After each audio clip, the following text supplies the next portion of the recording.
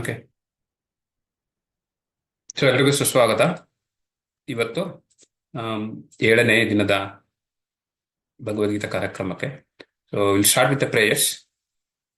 ಓಂ ಅಜ್ಞಾನತಿಮಿರಂಧಸ್ಯ ಜ್ಞಾನಾಂಜನಶಲಾಕಯ ಚಕ್ಷುರುನ್ಮಿಲಿತಂ ಯೇನ ತಸ್ಮೈ ಶ್ರೀ ಗುರುವೇ ನಮಃ.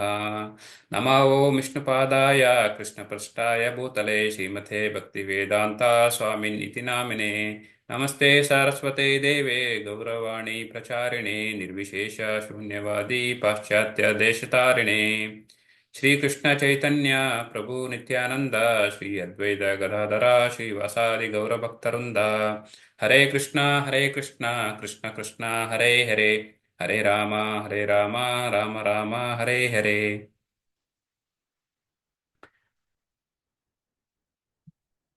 ಸೊ ಇವರು ಎಸಿ ಭಕ್ತಿವೇದಾಂತ ಸ್ವಾಮಿ ಶೀಲ ಪ್ರಪಾದ್ ಅಂತಾರಾಷ್ಟ್ರೀಯ ಕೃಷ್ಣ ಪ್ರಜ್ಞಾ ಸಮಾಜ ಸಂಸ್ಥಾಪಕ ಆಚಾರ್ಯರು, ಇಸ್ಕಾನ್ ಫೌಂಡರ್. ಇವರಿಗೆ ನಾವು ಈ ಕಾರ್ಯಕ್ರಮವನ್ನು ಅರ್ಪಿಸ್ತಾ ಇದ್ದೀವಿ. ಇವರು ಇಸ್ ಹೋಲಿನೆಸ್ ಜಯಪತಾಕ ಸ್ವಾಮಿ ಗುರು ಮಹಾರಾಜ್. ಇವರು ಶೀಲ ಪ್ರಭುಪಾದರವರ ಶಿಷ್ಯರು ಮತ್ತು ನಮ್ಮ ಆಧ್ಯಾತ್ಮಿಕ ಗುರು. ಗೀತಾ ಮಹಾತ್ಮ್ಯ.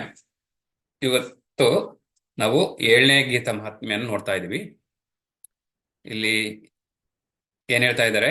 ಏಕಂ ಶಾಸ್ತ್ರಂ ದೇವಕೀ ಪುತ್ರ ಗೀತಂ, ಏಕೋ ದೇವೋ ದೇವಕೀ ಪುತ್ರ ಏವ, ಏಕೋ ಮಂತ್ರ ತಸ್ಯ ನಾಮಾನಿ ಯಾನಿ, ಕರ್ಮಾಪೇಕಂ ತಸ್ಯ ದೇವಸ್ಯ ಸೇವಾ. ಯಾರಾದ್ರೂ ಓದ್ತೀರಾ? ಸ್ವಾಮಿ. ಒಂದು ಮಾತ್ರ ಹೇಳ್ತಾ ಒಂದು ಮಾತ್ರ ಪವಿತ್ರ ಶಾಸ್ತ್ರ ಇದ್ದು ಅದನ್ನು ದೇವರಾದ ಶ್ರೀಕೃಷ್ಣನು ಆಡಿರುವ ಗೀತೆ ಎಂದು ಪರಿಗಣಿಸಬಹುದು. ಒಂದೇ ಆರಾಧ್ಯ ದೇವರು ದೇವಕಿ ತಾಯಿಯ ದೇವಕಿ ತಾಯಿಯ ಮಗ ಶ್ರೀಕೃಷ್ಣನು. ಒಂದೇ ಮಂತ್ರ, ಅವನ ಪವಿತ್ರ ನಾಮಸ್ಮರಣೆ ಮಾತ್ರ, ಒಂದೇ ಧರ್ಮವಿದೆ, ಅದು ಶ್ರೀಕೃಷ್ಣನ ಸೇವೆ ಅಥವಾ ಎಂದು ಪರಿಗಣಿಸಬಹುದು. ಇಲ್ಲಿ ಏನ್ ಹೇಳ್ತಾ ಇದ್ದಾರೆ? ಏಕಂ ಶಾಸ್ತ್ರಂ ದೇವಕಿ ಪುತ್ರ ಗೀತಂ. ಓನ್ಲಿ ಒಂದು ಶಾಸ್ತ್ರ ಇದೆ. ಯಾವ್ದದು? ದೇವಕಿ ಪುತ್ರ ಗೀತಂ. ದೇವಕಿ ಪುತ್ರ ಯಾರು? ಶ್ರೀಕೃಷ್ಣ. ಸೊ ಶ್ರೀಕೃಷ್ಣ ಅವರ ಗೀತಂ ಯಾವುದು? ಅವರ ವಾಣಿ ಭಗವದ್ಗೀತಾ. ಸೊ ಒಂದೇ ಒಂದು ಶಾಸ್ತ್ರ, ಅದು ಭಗವದ್ಗೀತಾ.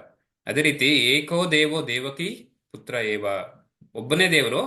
ಅದು ಯಾರು ದೇವರು? ದೇವಕಿ ಪುತ್ರ. ದೇವಕಿ ಪುತ್ರ ಯಾರು? ಶ್ರೀಕೃಷ್ಣ ಪರಮಾತ್ಮ. ಅದೇ ರೀತಿ ಏಕೋ ಮಂತ್ರ ತಸ್ಯ ನಾಮಾನಿ ಯಾನಿ, ಒಂದೇ ಒಂದು ನಾಮ. ಸೊ ಅದು ನಾವು ಅವನ ನಾಮ, ಪವಿತ್ರ ನಾಮವನ್ನ ಸ್ಮರಣೆ ಮಾಡೋದು ಹರೇ ಕೃಷ್ಣ ಮಹಾಮಂತ್ರ. ಒಂದೇ ಒಂದು, ನಾವು ಏನು ಜಪ ಅಂತ ಹೇಳ್ತೀವಲ್ವಾ, ಸೊ ಒಂದೇ ಒಂದು ಮಂತ್ರ, ಆ ಮಂತ್ರ ಮಾತ್ರ ತುಂಬಾ ಮುಖ್ಯವಾದದ್ದು ಅಂತೇಳಿ, ಅದು ಹರೇ ಕೃಷ್ಣ ಮಹಾಮಂತ್ರ. ಸೊ ಅದೇ ರೀತಿ ಕೊನೆಗೆ ಹೇಳ್ತಾ ಇದ್ದಾರೆ, ಕರ್ಮಾಪೇಕಂ ತಸ್ಯ ದೇವಸ್ಯ ಸೇವಾ. ಒಂದೇ ನಾವು ಒಂದು ಸೇವೆ ಮಾಡಬೇಕು. ಅದು ಯಾವ ಸೇವೆ? ಶ್ರೀಕೃಷ್ಣನ ಸೇವೆ. ಇದು ಎಲ್ಲದಕ್ಕೂ ಏಕಂ ಅಂತ ಹೇಳ್ತಾ ಹೋಗ್ತಿದ್ದಾರೆ. ಸೊ ಎಲ್ಲಾ ಗೀತೆಗಳಿಗಿನ ಅಥವಾ ಎಲ್ಲಾ ಶಾಸ್ತ್ರಗಳಿನ ಭಗವದ್ಗೀತೆ. ಅದೇ ರೀತಿ ಶ್ರೀಕೃಷ್ಣ ಪರಮಾತ್ಮನು ಕೂಡ ಅವರು ಮುಖ್ಯವಾದ ಒಂದು ದೇವರು. ನಾವು ಅವ್ರನ್ನ ಸೇವೆ ಮಾಡ್ಬೇಕು ಅಂತ ಹೇಳ್ತಾ ಇದ್ದಾರೆ ಗೀತಾ ಮಹಾತ್ಮ್ಯದಲ್ಲಿ. ಸೊ ಅಧ್ಯಾಯ 7 ಜ್ಞಾನ ವಿಜ್ಞಾನ ಯೋಗ.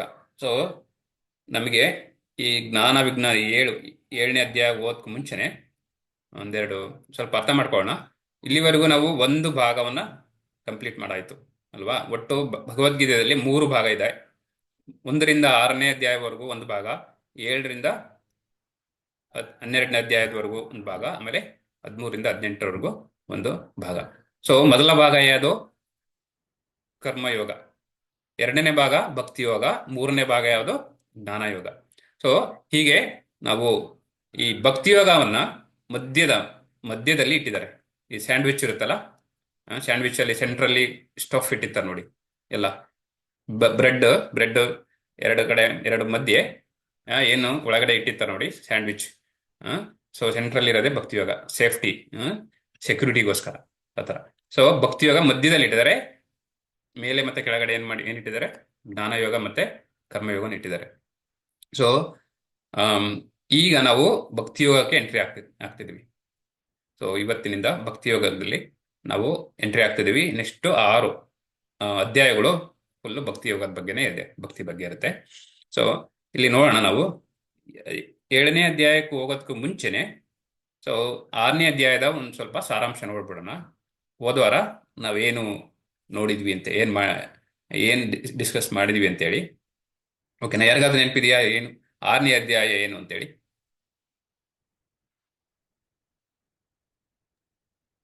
Like who is a successful yogi, short term and long term?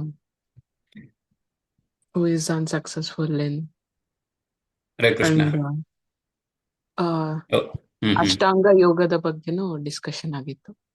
ಹ್ಮ್ ಹರಿಬೋಲ್ ಅನುಷ ಮನ- ಮಾತಾಜಿಗೆ.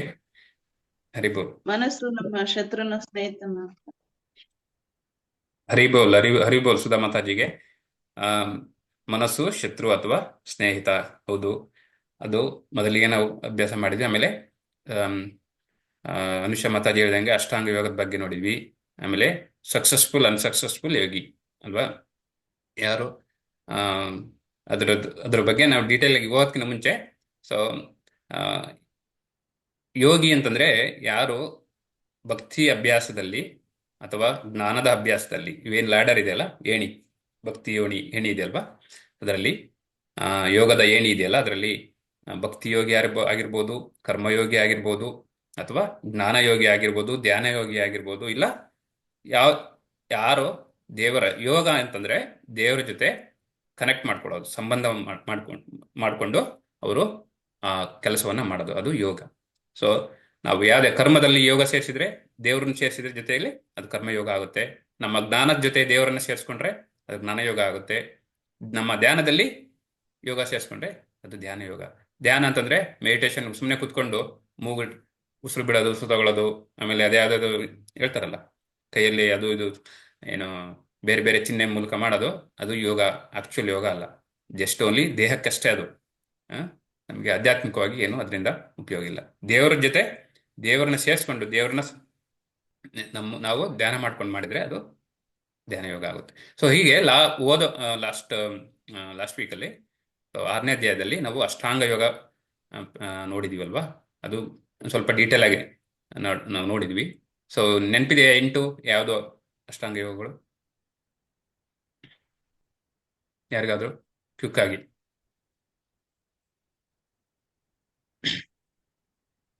ಯಮ, ನಿಯಮ, ಮತ್ತೆ ಆಸನ, ಪ್ರಾಣಾಯಾಮ, ಪ್ರತ್ಯಾಹಾರ, ಧಾರಣ, ಧ್ಯಾನ, ಧ್ಯಾನ, ಸಮಾಧಿ. ಸಮಾಧಿ. ಸೊ ಇವು 8 ಅಷ್ಟಾಂಗ ಯೋಗಗಳು ಧ್ಯಾನ ಯೋಗದಲ್ಲಿ ಬರುತ್ತೆ. ಸೊ ಅವೆಲ್ಲ ನಾವು ಡೀಟೇಲ್ ಆಗಿ ನೋಡಿದ್ವಿ. ಆನಂತರ ನಮ್ಮ ಮನಸ್ಸು ಶತ್ರುನೋ ಅಥವಾ ಮಿತ್ರನೋ, ಸೊ ಅದನ್ನು ಕೂಡ ನೋಡಿದ್ವಿ. ಸೊ ಆಮೇಲೆ ಸಕ್ಸಸ್ಫುಲ್ ಯೋಗಿ ಅಂದ್ರೆ ಯೋಗಿ ಯಾರು ಭಕ್ತಿಯಲ್ಲಿ ಮುಂದೆ ಬರೆದು ಅದನ್ನು ಕಂಪ್ಲೀಟ್ ಮಾಡದೆ ಈ ಜನ್ಮದಲ್ಲಿ ಯಾರು ದೇಹವನ್ನು ತ್ಯಜಿಸ್ತಾರೆ, ಆ ಯೋಗಿದ ಕಥೆ ಏನಾಗುತ್ತೆ, ಮುಂದಿನ ಜನ್ಮ ಹೇಗಿರುತ್ತೆ ಅಂತೇಳಿ. ಸೊ ಅವರು ಅಂದ್ರೆ ಶಾರ್ಟ್ ಟರ್ಮ್ ಸ್ವಲ್ಪ ಭಕ್ತಿ ಮಾಡಿ ಈ ಜನ್ಮದಲ್ಲಿ ಸೊ ಜನ್ಮ ತ್ಯಜಿಸಿದ್ರೆ, ಈ ದೇಹ ತ್ಯಜಿಸಿದ್ರೆ ಅವರು ಇಲ್ಲಿ ಜನಿಸ್ತಾರೆ ಅಲ್ವಾ. ಸೊ ಅವರು ಒಂದು ಶ್ರೀಮಂತರ ಮನೆಯಲ್ಲಿ ಅಥವಾ ಒಳ್ಳೆ ಪಾಂಡಿತ್ಯರ ಮನೆಯಲ್ಲಿ ಹುಟ್ಟಬಹುದು.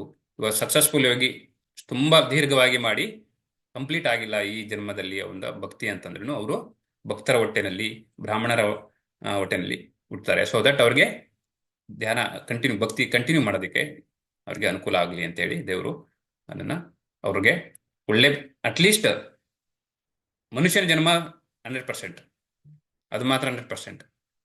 ಮನುಷ್ಯನ ಜನ್ಮ ಇದ್ರೆ ಏನಾದ್ರೂ ಮಾಡ್ಬೋದಲ್ವ ನಾವು. ಅಟ್ಲೀಸ್ಟ್ ಮುಂದೆ ಮನುಷ್ಯನ ಜನ್ಮದಿಂದ ನಾವು ಮುಂದೆ ಸ್ಪಿರಿಚುವಲ್ ಆಧ್ಯಾತ್ಮಿಕವಾಗಿ ಮುಂದೆ ಹೋಗ್ಬೋದು.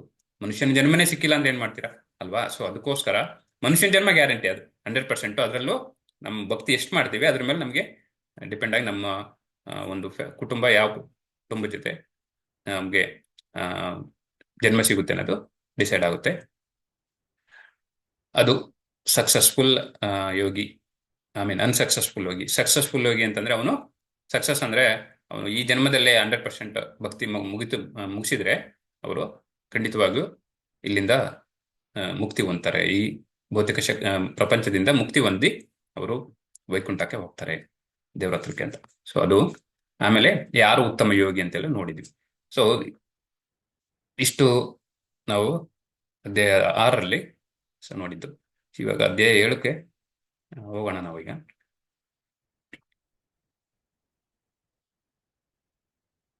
ಜ್ಞಾನ ವಿಜ್ಞಾನ ಯೋಗ. ಸೊ ಇಲ್ಲಿ ಮೊದಲಿಗೆ ಯಾವ ರೀತಿ ನಾವು ಜ್ಞಾನವನ್ನ ಪಡಿಬೇಕು, ಆ ಜ್ಞಾನವನ್ನು ಪಡೆದು ನಾವು ಅದನ್ನ ಯಾವ ರೀತಿ ನಾವು ಅನ್ವಯ ಮಾಡ್ಕೊಳ್ಬೇಕು ನಮ್ಮ ಜೀವನದಲ್ಲಿ. ಸೊ ಅದು ಜ್ಞಾನ ವಿಜ್ಞಾನದ ಯೋಗದ ಒಂದು ವಿಚಾರ. ದೇವರ ಒಂದು ಸಂಬಂಧದಿಂದ ನಾವು ಯಾವ ರೀತಿ ಜ್ಞಾನವನ್ನು ಪಡಿತೀವಿ ಅಂತೇಳಿ ನೋಡ್ತಾ ಹೋಗೋಣ. ಇಲ್ಲಿ ಮುಖ್ಯವಾಗಿ ನಾವು ಅಧ್ಯಾಯ 7ರಲ್ಲಿ ನೋಡೋದು ಕೇಳುವ ಮೂಲಕ ಬರುವ ಜ್ಞಾನ. ಸೊ ಮೊದಲಿಗೆ 5 ಭಾಗ ಇದೆ. ಮೊದಲನೇ ಭಾಗದಲ್ಲಿ ನಮಗೆ ಕೇಳಿಸ್ಕೊಳ್ಳೋದ್ರಿಂದ ನಾವು ಎಷ್ಟು ನಮಗೆ ಜ್ಞಾನ ಬರುತ್ತೆ ಅಂತೇಳಿ. ಫಾರ್ ಎಕ್ಸಾಂಪಲ್ ಉದಾಹರಣೆ, ನೀವು ಇವಾಗ ಕೇಳಿಸ್ಕೊತಿದ್ದೀರಾ ಭಗವದ್ಗೀತೆನ. ಸೊ ನೀವು ಸ್ವಂತಕ್ಕೆ ಓದೋದು ಅದು ಬೇರೆ ಜ್ಞಾನ, ಇದು ಬರೀ ಕೇಳಿಸ್ಕೊಳ್ಳೋದು, ಕಿವಿಯಿಂದ ಕೇಳಿಸ್ಕೊಳ್ಳೋದ್ರಿಂದ ನಮಗೆ ಬರ್ತಕ್ಕಂಥ ಜ್ಞಾನ. ಸೊ ಅದೇ ಹೇಗಿರುತ್ತೆ, ಎಂಥದ್ದಾಗಿರುತ್ತೆ ಅದ್ರ ಬಗ್ಗೆ ನೋಡ್ತೀವಿ ಮೊದಲಿಗೆ. ಆಮೇಲೆ ಕೃಷ್ಣನ ಒಂದು ಶಕ್ತಿ ಬಗ್ಗೆ ನೋಡ್ತೀವಿ. ಇಲ್ಲಿ ಕೃಷ್ಣನಿಗೆ 3 ತರ ಶಕ್ತಿ ಇದೆ. ಆ ಶಕ್ತಿ ಯಾವುದು ಅಂತೇಳಿ ನಾವು ನೋಡ್ತಾ ಹೋಗ್ತೀವಿ. ಅಂತರಂಗ ಶಕ್ತಿ, ಬಹಿರಂಗ ಶಕ್ತಿ, ತಟಸ್ಥ ಶಕ್ತಿ ಅಂತೇಳಿ ನಾವು ಡೀಟೇಲ್ ಆಳವಾಗಿ ಅಧ್ಯಯನ ಮಾಡ್ತೀವಿ. ಆದ ನಂತರ ಕೃಷ್ಣನನ್ನು ಯಾರು ಒಪ್ಕೊಳ್ತಾರೆ, ಕೃಷ್ಣನನ್ನು ಯಾರು ಒಪ್ಕೊಳ್ಳೋದಿಲ್ಲ ಅಂತೆ. ಯಾರು ಅವ್ರನ್ನ ಕೃಷ್ಣನನ್ನ ತಿರಸ್ಕರಿಸ್ತಾರೆ. ಸೊ 2 ತರದ ಒಂದು ಮನುಷ್ಯ ಜಾತಿಯನ್ನು ನಾವು ಯಾರು ಅಂತೇಳಿ ನೋಡ್ತೀವಿ. ಅನಂತರ ದೇವತೆಗಳನ್ನ ಯಾರು ಪೂಜೆ ಮಾಡ್ತಾರೆ, ದೇವತೆಗಳು ಅಂತಂದ್ರೆ ಬೇರೆ ದೇವತೆಗಳಿದಾವಲ್ಲ, ಸೊ ಅವನ್ನೆಲ್ಲ ಯಾರು ಪೂಜೆ ಮಾಡ್ತಾರೆ, ಏನಕ್ಕೆ ಪೂಜೆ ಮಾಡ್ತಾರೆ ಅಲ್ವಾ. ಸೊ ಅದನ್ನು ಕೂಡ ಹೇಳಿದ್ದಾರೆ ಭಗವದ್ಗೀತೆಯಲ್ಲಿ. ಸೊ ಮತ್ತೆ ಯಾರು ಭಕ್ತಿನಲ್ಲಿ ತುಂಬಾ ಶಕ್ತನಾಗಿರ್ತಾನೆ ಅಂತೇಳಿ ಸೊ ಅಲ್ಲಿ ನೋಡ್ತೀವಿ ಲಾಸ್ಟ್ ಕೊನೆಗೆ. ಸೊ ಮೊದಲಿಗೆ ಶ್ಲೋಕ 1. ಶ್ರೀ ಭಗವಾನುವಾಚ ಮಯ್ಯಾಸಕ್ತ ಮನಃ ಪಾರ್ಥ ಯೋಗಂ ಯುಂಜನ್ನದಾಶ್ರಯ ಅಸಂಶಯಂ ಸಮಗ್ರಂ ಮಾಂ ಯಥಾ ಜ್ಞಾಸ್ಯಸಿ ತಚ್ಛೃಣು. ಯಾರಾದ್ರೂ ಹೇಳಿ ಭಾವಾರ್ಥ.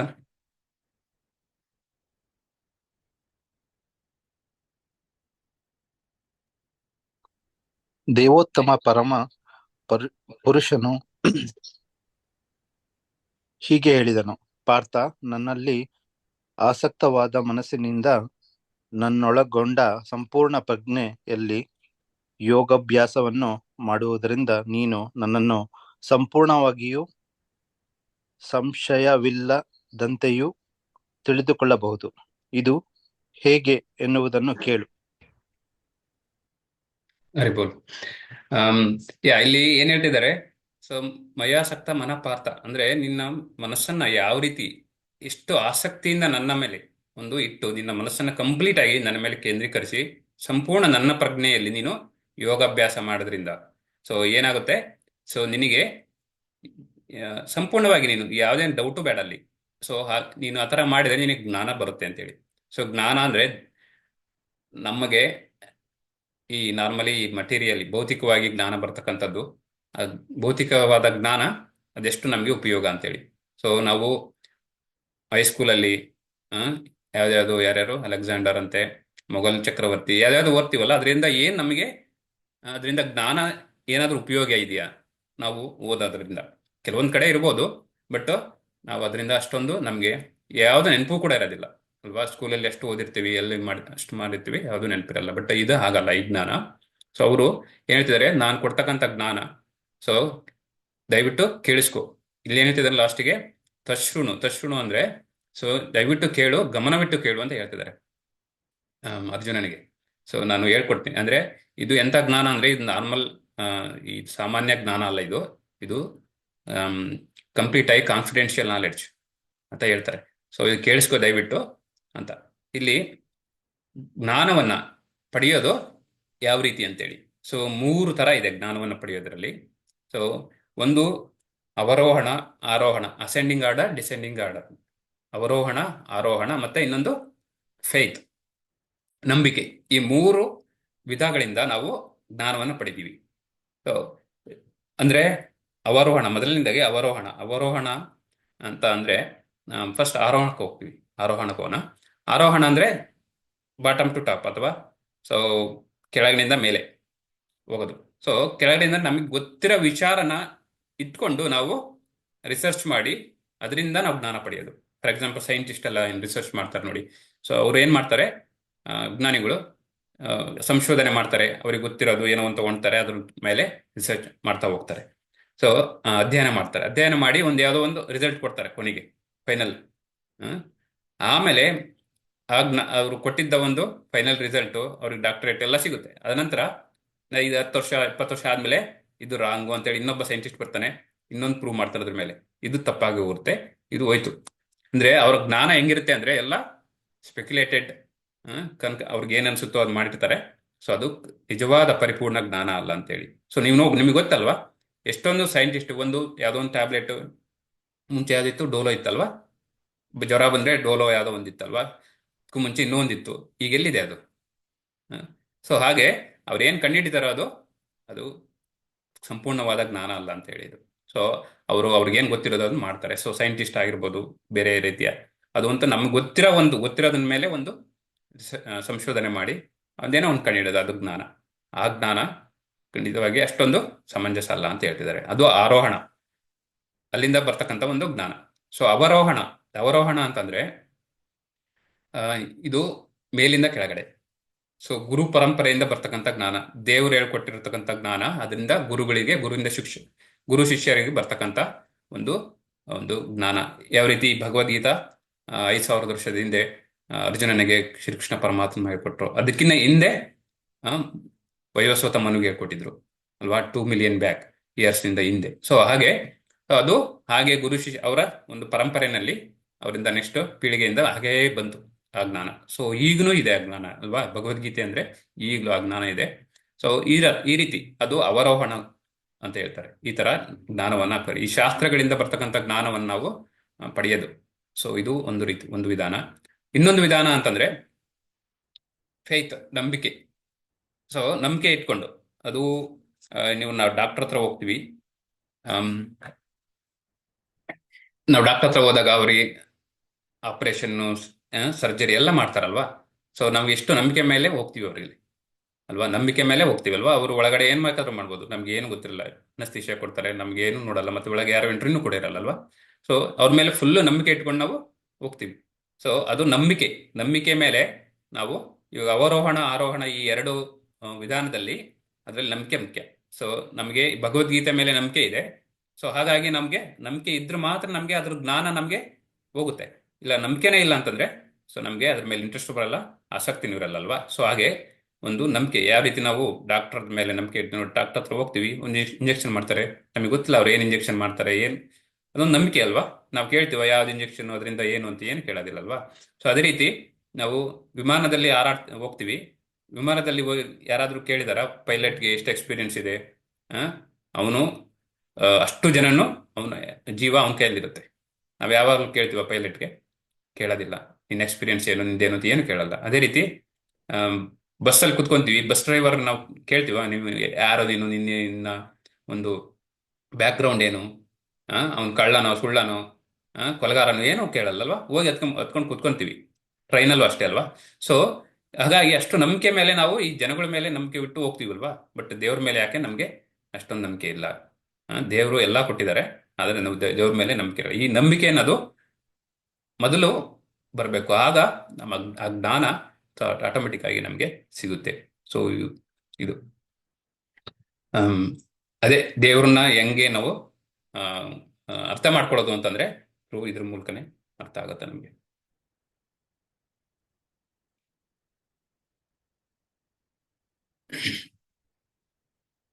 ಸೊ 2ನೇ ಶ್ಲೋಕ. ಜ್ಞಾನಂ ತೇಹಂ ಸವಿಜ್ಞಾನಮಿದಂ ವಕ್ಷ್ಯಾಮ್ಯ ಶೇಷತಃ ಯಜ್ಞಾತ್ವಾ ನೇಹ ಭಯೋನ್ಯಜ್ ಜ್ಞಾತವ್ಯಂ ವಶಿಷ್ಯತೆ. ಪ್ಲೀಸ್ ಯಾರಾದ್ರೂ ಭಾವಾರ್ಥ ಹೇಳಿ. ಈಗ ನಾನು ನಿನಗೆ ಇಂದ್ರಿಯ ಗೋಚರವಾದ ಜ್ಞಾನವನ್ನು, ಆಧ್ಯಾತ್ಮಿಕ ಜ್ಞಾನವನ್ನು ಸಂಪೂರ್ಣವಾಗಿ ತಿಳಿಸಿಕೊಡುತ್ತೇನೆ. ಇದನ್ನು ತಿಳಿದುಕೊಂಡ ಮೇಲೆ ನೀನು ತಿಳಿದುಕೊಳ್ಳಬೇಕಾದದ್ದು ಏನೂ ಇರುವುದಿಲ್ಲ. ಅರಿವು. ಸೊ ಇಲ್ಲಿ ಅದೇ ಹೇಳ್ತಿದ್ದಾರೆ. ಸೊ ನಾನು ನಿನಗೆ ಇಂದ್ರಿಯ ಗೋಚರವಾಗುವಂತ ಜ್ಞಾನ. ಇಂದ್ರಿಯ ಅಂತಂದ್ರೆ ನಿನಗೆ ನಿನ್ನ ಕಿವಿ ಕೇಳಿಸ್ಕೊಳ್ಳೋ ಥರ, ಅಟ್ಲೀಸ್ಟ್ ನಿನಗೆ ಅರ್ಥ ಆಗೋ ಥರ ನಾನು ಹೇಳ್ತೀನಿ ಅಂತೇಳಿ ಹೇಳ್ತಾ ಇದ್ದಾರೆ. ಯಾವ ರೀತಿ ಅಂತಂದ್ರೆ, ಸೊ ನಾವು ಕೇಳಿಸ್ಕೊಳ್ಳೋದು, ಇದು ಮುಖ್ಯವಾದ ತಕ್ಷಣ ಅಂತಂದ್ರೆ ಕೇಳಿಸ್ಕೊಳ್ಳೋದ್ರ ಮೂಲಕ ನಾವು ಯಾವ ರೀತಿ ಜ್ಞಾನವನ್ನು ಪಡಿತೀವಿ ಅದ್ರ ಬಗ್ಗೆ ಹೇಳ್ತಾ ಇದ್ದಾರೆ. ಸೊ ಇಲ್ಲಿ ಮುಖ್ಯವಾಗಿ ನೋಡಿ, ಕೇಳಿಸ್ಕೊಳ್ಳೋದು ಎಷ್ಟು ಇಂಪಾರ್ಟೆಂಟು ಅಂದ್ರೆ ಕೆಲವೊಂದು ಎಕ್ಸಾಂಪಲ್ಸ್ ಕೂಡ. ಶ್ರವಣಂ, ಭಕ್ತಿಯ 9 ವಿಧದ ಪೈಕಿ ಶ್ರವಣಂ ಮೊದಲನೇದು. ಶ್ರವಣಂ, ಕೀರ್ತನಂ, ವಿಷ್ಣು ಸ್ಮರಣಂ, ಪಾದಸೇವನಂ, ಅರ್ಚನಂ, ವಂದನಂ, ದಾಸ್ಯಂ, ಸಾಖ್ಯಂ, ಆತ್ಮನಿವೇದನಂ. 9 ಪ್ರೋಸೆಸ್ ಇದೆ ಭಕ್ತಿನಲ್ಲಿ. ಅದರಲ್ಲಿ ಮೊದಲನೇದೇ ಶ್ರವಣಂ, ಆಮೇಲೆ ಕೀರ್ತನಂ, ಆಮೇಲೆ ವಿಷ್ಣು ಸ್ಮರಣಂ, ಆಮೇಲೆ ನೆಕ್ಸ್ಟ್ ಬರ್ತಾರೆ ಒಟ್ಟು 9 ಹಂತಗಳಿದಾವೆ. ಮೊದಲನೇ ಹಂತನೇ ಶ್ರವಣಂ, ಫಸ್ಟ್ ಕೇಳಿಸ್ಕೊಳ್ಳೋದಂತೆ. ನಾವು ಸ್ಟಾರ್ಟ್ ಮಾಡೋದು ಕೇಳಿಸ್ಕೊಳ್ಳೋದ್ರಿಂದ ಸ್ಟಾರ್ಟ್ ಮಾಡಬೇಕು. ಆಮೇಲೆ ಕೀರ್ತನಂ ಬರುತ್ತೆ. ಕೀರ್ತನಂ ಅಂತಂದ್ರೆ ನಾವು ದೇವ್ರ ಬಗ್ಗೆ ಇದನ್ನ ಅವರ ಶ್ಲೋಕ ಹೇಳೋದಾಗ್ಲಿ, ಅವರ ಗ್ಲೋರಿಫಿಕೇಶನ್ ಮಾಡೋದಾಗ್ಲಿ. ಸೊ ಇದು ಕೀರ್ತನಂ ಬರುತ್ತೆ. ಆ ಥರ ಒಂದೊಂದು ಸ್ಟೆಪ್ಸ್. ಫಸ್ಟ್ ಸ್ಟಾರ್ಟಿಂಗ್ ಶ್ರವಣಂ. ಸೊ ಇದು ತುಂಬಾ ಇಂಪಾರ್ಟೆಂಟ್ ಭಕ್ತಿನಲ್ಲಿ ಅಂತೇಳಿ. ಸೊ ಹಾಗೆ ನೋಡಿ, ಈ ರುಕ್ಮಿಣಿ ಮಾತಾ ಕೃಷ್ಣನ್ ನೋಡೇ ಇಲ್ಲ. ಅವ್ರು ಮದುವೆ ಆಗೋದಕ್ಕೂ ಮುಂಚೆ ಅವ್ರು ನೋಡೇ ಇಲ್ಲ. ಸೊ ಅವ್ರು ಜಸ್ಟ್ ನಾರದ ಮುನಿ ಬರ್ತಾ ಇದ್ರು ಅವ್ರ ಮನೆಗೆ ಇದನ್ನ ಹೇಳ್ಕೊಡೋದಿಕ್ಕೆ ಎಲ್ಲ. ಆ ಟೈಮಲ್ಲಿ ನಾರದ ಮುನಿ ಶ್ರೀಕೃಷ್ಣರ ಒಂದು ಗ್ಲೋರಿಫಿಕೇಶನ್, ಅವ್ರ ಬಗ್ಗೆ ಲೀಲೆಗಳು ಎಲ್ಲ ಅವ್ರು ಹೇಳ್ತಾ ಇದ್ರು ಅವ್ರ ತಂದೆ ಹತ್ರ. ಅದನ್ನ ಮಾತಾ ರುಕ್ಮಿಣಿ ಕೇಳಿಸ್ಕೊಂಡ್ಬಿಟ್ಟು ಕೃಷ್ಣನ ಮೇಲೆ ಅಷ್ಟು ಇಷ್ಟ ಆಯ್ತು ಅವ್ರಿಗೆ. ಸೊ ಅವರು ಮದುವೆಗೆ ಮುಂಚೆ ನೋಡೇ ಇಲ್ಲ ಅವ್ರನ್ನ, ಕೃಷ್ಣನ್ನ. ಸೊ ಹಾಗೆ ಅವ್ರನ್ನ ಪ್ರೀತಿ ಮಾಡಕ್ ಸ್ಟಾರ್ಟ್ ಮಾಡಿದ್ರು ಕೃಷ್ಣನನ್ನ. ಸೊ ಅದರ ಮೂಲಕ ಅವರು ಹಾಗೇನೆ ಮದುವೆನೂ ಕೂಡ ಆಗ್ತಾರಲ್ವಾ. ಸೊ ಬರೀ ಕೇಳಿಸ್ಕೊಳ್ಳೋದ್ರ ಮೂಲಕ ಎಷ್ಟೊಂದು ಇದು ಇಂಪಾರ್ಟೆಂಟ್ ಇದೆ ಅಂತೇಳಿ. ಅದು ಶಾಸ್ತ್ರಗಳ ಒಂದು ಜ್ಞಾನ ಕೇಳಿಸ್ಕೊಳ್ಳೋದ್ರ ಮೂಲಕ ನಾವು ತುಂಬಾ ಪಡಿಬಹುದು ಅಂತೇಳಿ. ಸೊ ಅದು ನಾವು ಎಕ್ಸಾಂಪಲ್ ರುಕ್ಮಿಣಿ. ಸೊ ಅದೇ ರೀತಿ ಭಕ್ತ ಪ್ರಹ್ಲಾದ ಕೂಡ ಅಲ್ವಾ. ಪ್ರಹ್ಲಾದ ಅವರ ತಂದೆ ತಾಯಿ ಹೊಟ್ಟೆನಲ್ಲಿ ಇರುವಾಗಲೇನೆ ನಾರದ ಮುನಿ ಎಲ್ಲ ಒಂದು ಪ್ರವಚನಗಳನ್ನು ಕೇಳಿಸ್ಕೊಳ್ತಾ ಇದ್ದ. ಹಾಗೆ ಅದಕ್ಕಾಗಿ ಅವನು ಫುಲ್ಲು ಭಕ್ತನಾಗಿದ್ದು, ವಿಷ್ಣು ಭಕ್ತ ಆಗಿದ್ದು ಹಾಗೇನೆ. ಸೊ ಹುಟ್ಟೋದಕ್ಕೆ ಮುಂಚೆನೆ ಎಲ್ಲ ಕಂಪ್ಲೀಟ್ ಜ್ಞಾನವನ್ನ ಅರ್ಥಕೊಂಡಿದ್ದ ನಾರದ ಮುನಿ ಪ್ರವಚನದಿಂದ. ಸೊ ಹಾಗಾಗಿ ಭಕ್ತಿಯೋಗದಲ್ಲಿ ಅವನು ಸ್ಟಾರ್ಟಿಂದಾನೇ ಅವನು ಈವನ್ ಹಿರಣ್ಯಕಶಿಪು ತಂದೆ ರಾಕ್ಷಸ ಕುಲದವರಾದ್ರೂ ಅವನು ಫುಲ್ ಭಕ್ತಿನಲ್ಲಿ ಮುಂದೆ ಬಂದ. ಸೊ ಇದು ಕೇಳಿಸ್ಕೊಳ್ಳೋದ್ರಿಂದ ಎಷ್ಟು ಉಪಯೋಗ. ಅದಕ್ಕೆ ಹೇಳೋದು ನಾವು ಯಾವಾಗಲೇ ಆಗಲಿ, ಇವಾಗ ನೀವು ಕ್ಲಾಸ್ ಅಟೆಂಡ್ ಮಾಡೋಕ್ಕಾಗಿಲ್ಲ ಅಂದ್ರೆ ಪರವಾಗಿಲ್ಲ, ಝೂಮ್ ಜಾಯ್ನ್ ಆಗಿಬಿಟ್ಟು ಜಸ್ಟ್ ಹಿಯರ್ ಮಾಡಿ ಅಷ್ಟೇ. ನಿಮ್ಮ ಕೆಲಸ ನೀವು ಮಾಡ್ಕೊಳ್ಳಿ. ಇನ್ ಕೇಸ್ ನಿಮಗೆ ಕುತ್ಕೊಂಡು ಕೇಳಿಸ್ಕೊ ಆಗಿಲ್ಲ ಅಂತಂದ್ರೆ. ಸೊ ಇದಷ್ಟೇ ಅಲ್ಲ, ನೀವು ಯಾವುದೇ ಪ್ರವಚನ ಆಗಿರ್ಬೋದು, ಜಸ್ಟ್ ಆನ್ ಮಾಡ್ಕೊಳ್ಳಿ. ಅಥವಾ ದೇವರ ನಾಮಗಳು ಇದೆಲ್ಲ ಆನ್ ಮಾಡ್ಕೊಂಡು ನಾವು ಅಡುಗೆ ಮಾಡ್ಬೇಕಾಗಿರ್ಬೋದು, ಬೇರೆ ಏನಾರು ಕೆಲಸ ಮಾಡ್ಬೇಕು ಅಂತ ಕೇಳಿಸ್ಕೊಂಡ್ರೆ ಅದರಿಂದ ಬರ್ತಕ್ಕಂಥ ಒಂದು ಶುದ್ಧ ನಾಮಸ್ಮರಣೆ ತುಂಬಾ ಒಳ್ಳೇದಾಗತ್ತೆ. ನಮಗೆ ಇಂದ್ರಿಯಗಳನ್ನ ಒಂದು ಹತೋಟಿನಲ್ಲಿ ಇರುತ್ತೆ ಅಂತ ಹೇಳ್ತಾರೆ.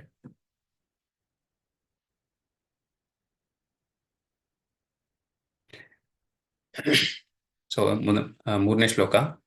ಮನುಷ್ಯಾಣಾಂ ಶಾಸ್ತ್ರೇಷು ಕಶ್ಚಿತ್ ಯತತೆ ಸಿದ್ಧಯೇ ಯತತಾಮಪಿ ಸಿದ್ಧಾನಾಂ ಕಶ್ಚಿನ್ಮಾಂ ವೇತ್ತಿ ತತ್ವತಃ. ದಯವಿಟ್ಟು ಭಾವಾರ್ಥ ಹೇಳಿ ಯಾರಾದ್ರೂ.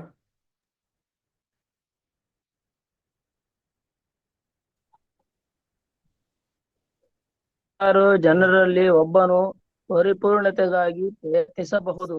ಪರಿಪೂರ್ಣತೆಯನ್ನು ಸಾಧಿಸುವವರಲ್ಲಿ ಒಬ್ಬನು ನನ್ನನ್ನು ನಿಜವಾಗಿ ಅರ್ಥ ಮಾಡಿಕೊಂಡಿದ್ದಾನೆ ಎಂದು ಹೇಳುವುದು ಕಷ್ಟ. ಅರಿಬಹುದು. ಸೊ ಇಲ್ಲಿ ನೋಡಿ, ಮನುಷ್ಯಾಣಾಂ ಶಾಸ್ತ್ರೇಶು ಅಂದ್ರೆ ಸಾವಿರಾರು ಮನುಷ್ಯಗಳಿದ್ದಾರೆ. ನೋಡಿ ಇಲ್ಲಿ ಈ ಚಿತ್ರದಲ್ಲಿ ತೋರಿಸಿದ್ದಾರೆ ನೋಡಿ.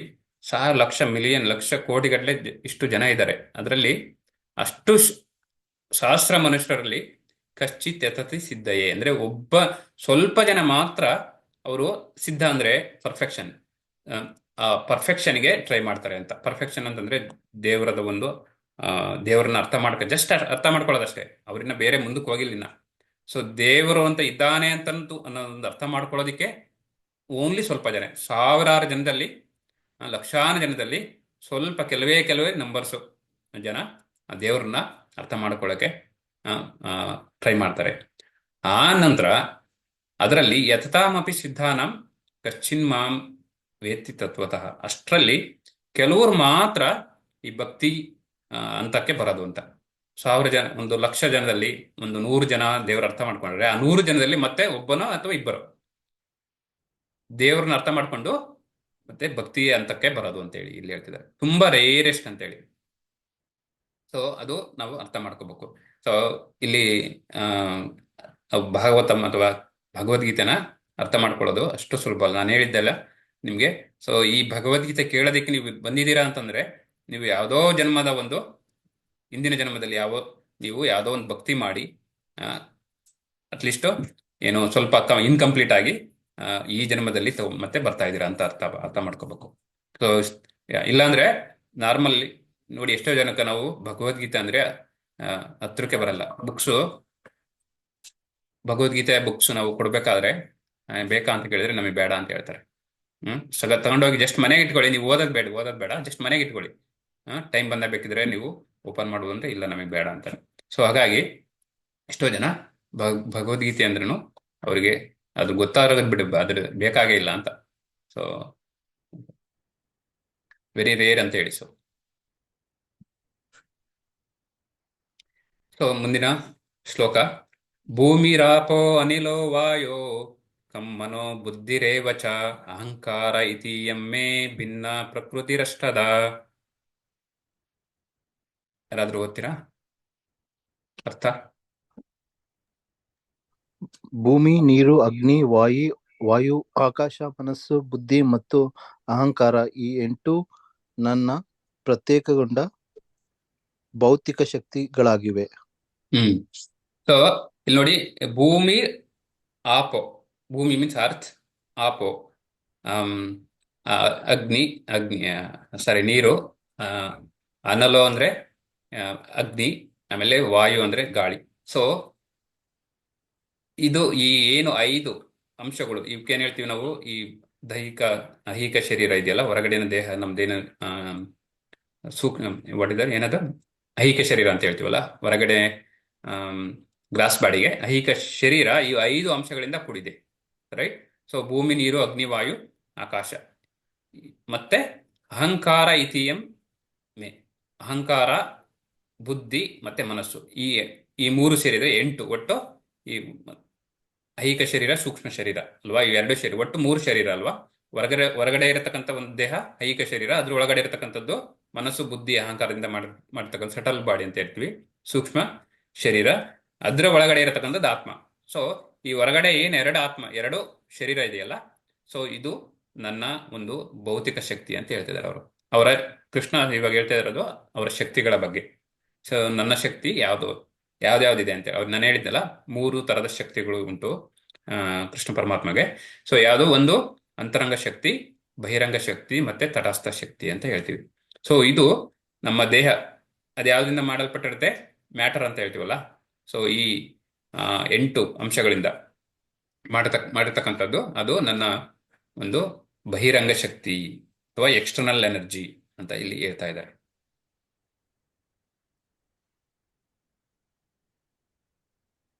ಅಪರೇಯಂ ಮಿತತ್ತಸ್ತ್ವನ್ಯಾಂ ಪ್ರಕೃತಿಮಿದ್ಧಿ ಮೇ ಪರಾಂ ಜೀವಭೂತಂ ಮಹಾಬಾಹೋ ಯಯೇದಂ ಧಾರ್ಯತೆ ಜಗತ್. ಭಾವಾರ್ಥ ಹೇಳ್ತೀರಾ ಯಾರಾದ್ರೂ?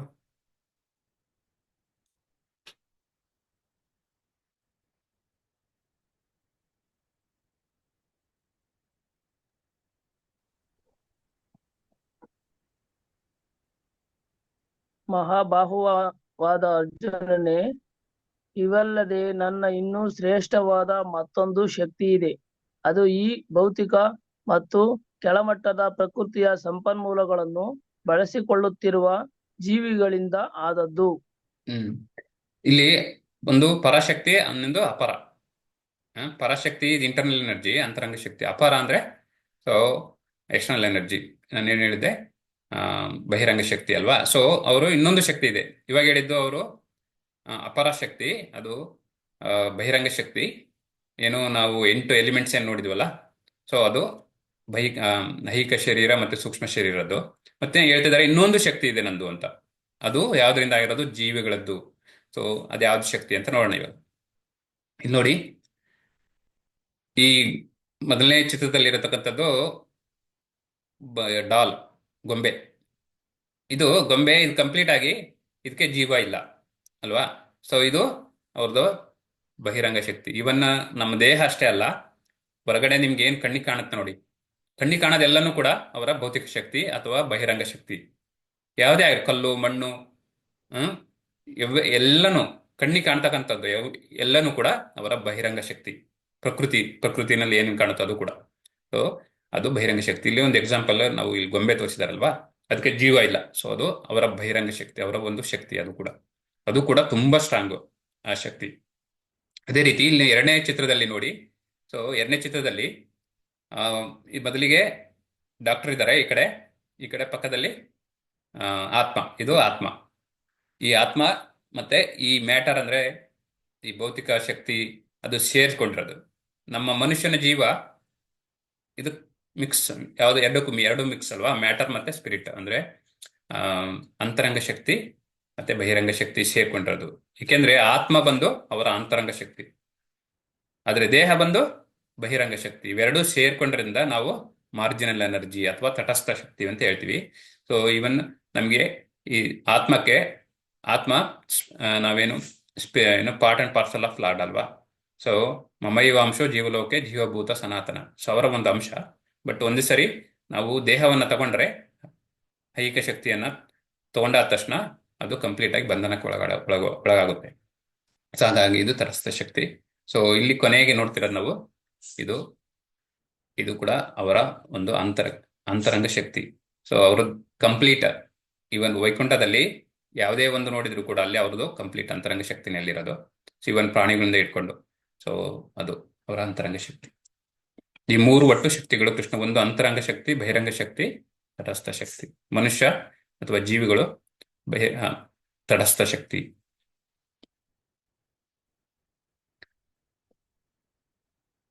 ಮುಂದಿನ ಶ್ಲೋಕ. ಮತ್ತ ಪರತರಂ ನಾಣ್ಯ ಕಿಂಚಿದಸ್ತಿ ಧನಂಜಯ ಮಯಿ ಸರ್ವಮಿದಂ ಪೋತಂ ಸೂತ್ರೇ ಮಣಿಗಣ ಇವ. ಧನಂಜಯ, ನನಗಿಂತ ಶ್ರೇಷ್ಠವಾದ ಸತ್ಯವಿಲ್ಲ. ಮಣಿಗಳನ್ನು ದಾರದಲ್ಲಿ ಪೋಣಿಸಿದ ಹಾಗೆ ಎಲ್ಲವೂ ನನ್ನನ್ನೇ ಅವಲಂಬಿಸಿದೆ ಅಂತ ಇಲ್ಲಿ ಹೇಳ್ತಾ ಇದ್ದಾರೆ. ಸೊ ಇಲ್ಲಿ ನೋಡಿ, ಇಲ್ಲಿ ಚಿತ್ರದಲ್ಲಿ ನಿಮಗೆ ಕಾಣ್ತಾ ಇದೆ ಅಲ್ವಾ. ಸೊ ಈ ಮಣಿ ಒಳಗಡೆ ಏನಿದೆ?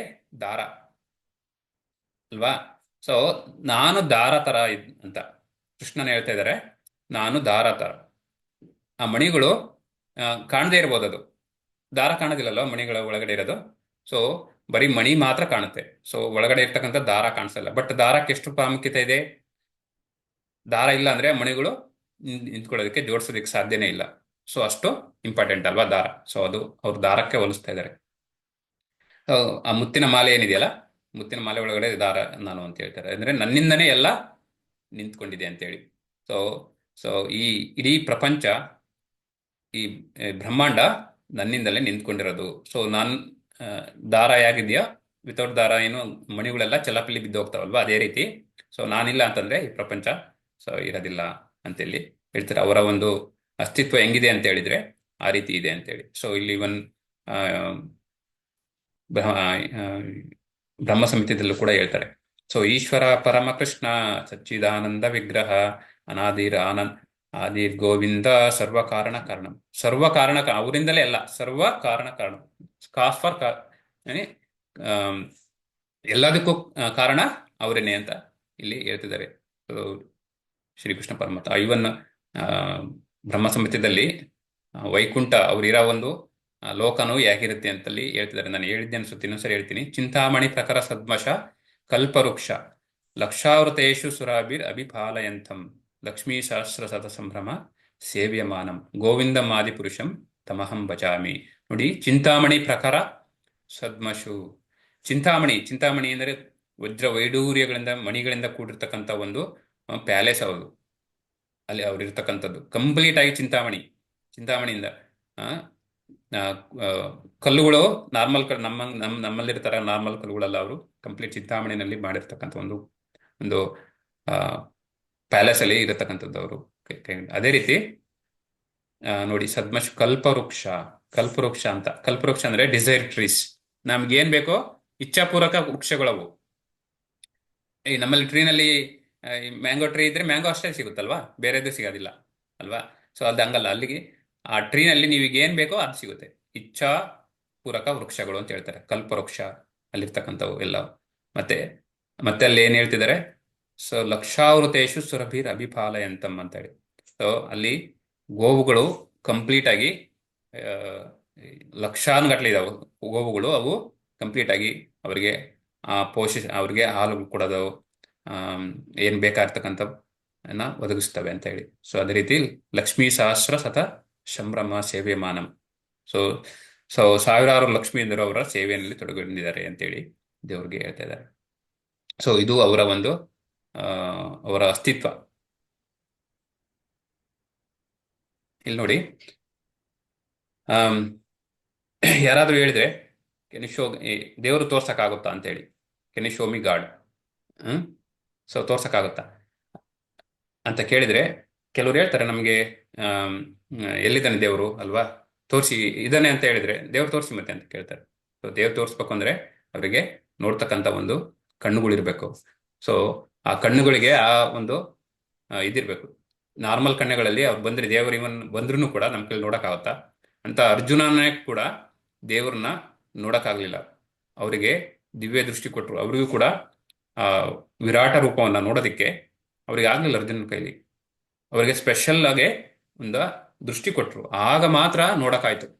ಸೊ ಅಂತ ಅರ್ಜುನನಿಗೆ ನೋಡಕ್ಕಾಗಿಲ್ಲ, ನಾವು ಅವ್ರ ಮುಂದೆ ಯಾರ ಲೆಕ್ಕ ಅಲ್ವಾ. ದೇವ್ರಿಲ್ಲ, ದೇವ್ರಿದ್ರೆ ತೋರಿಸಿ ಅಂತ ಹೇಳ್ತಾರಲ್ವಾ. ನಮಗೆ ಆ ನೋಡೋವಂತೂ ಒಂದು ಕ್ವಾಲಿಫಿಕೇಶನ್ ಇದೆಯಾ ಫಸ್ಟ್ ಆಫ್ ಆಲ್ ನಮ್ಗೆ ಅಲ್ವಾ? ಖಂಡಿತವಾಗೂ ಇಲ್ಲ ನಮ್ಗೆ.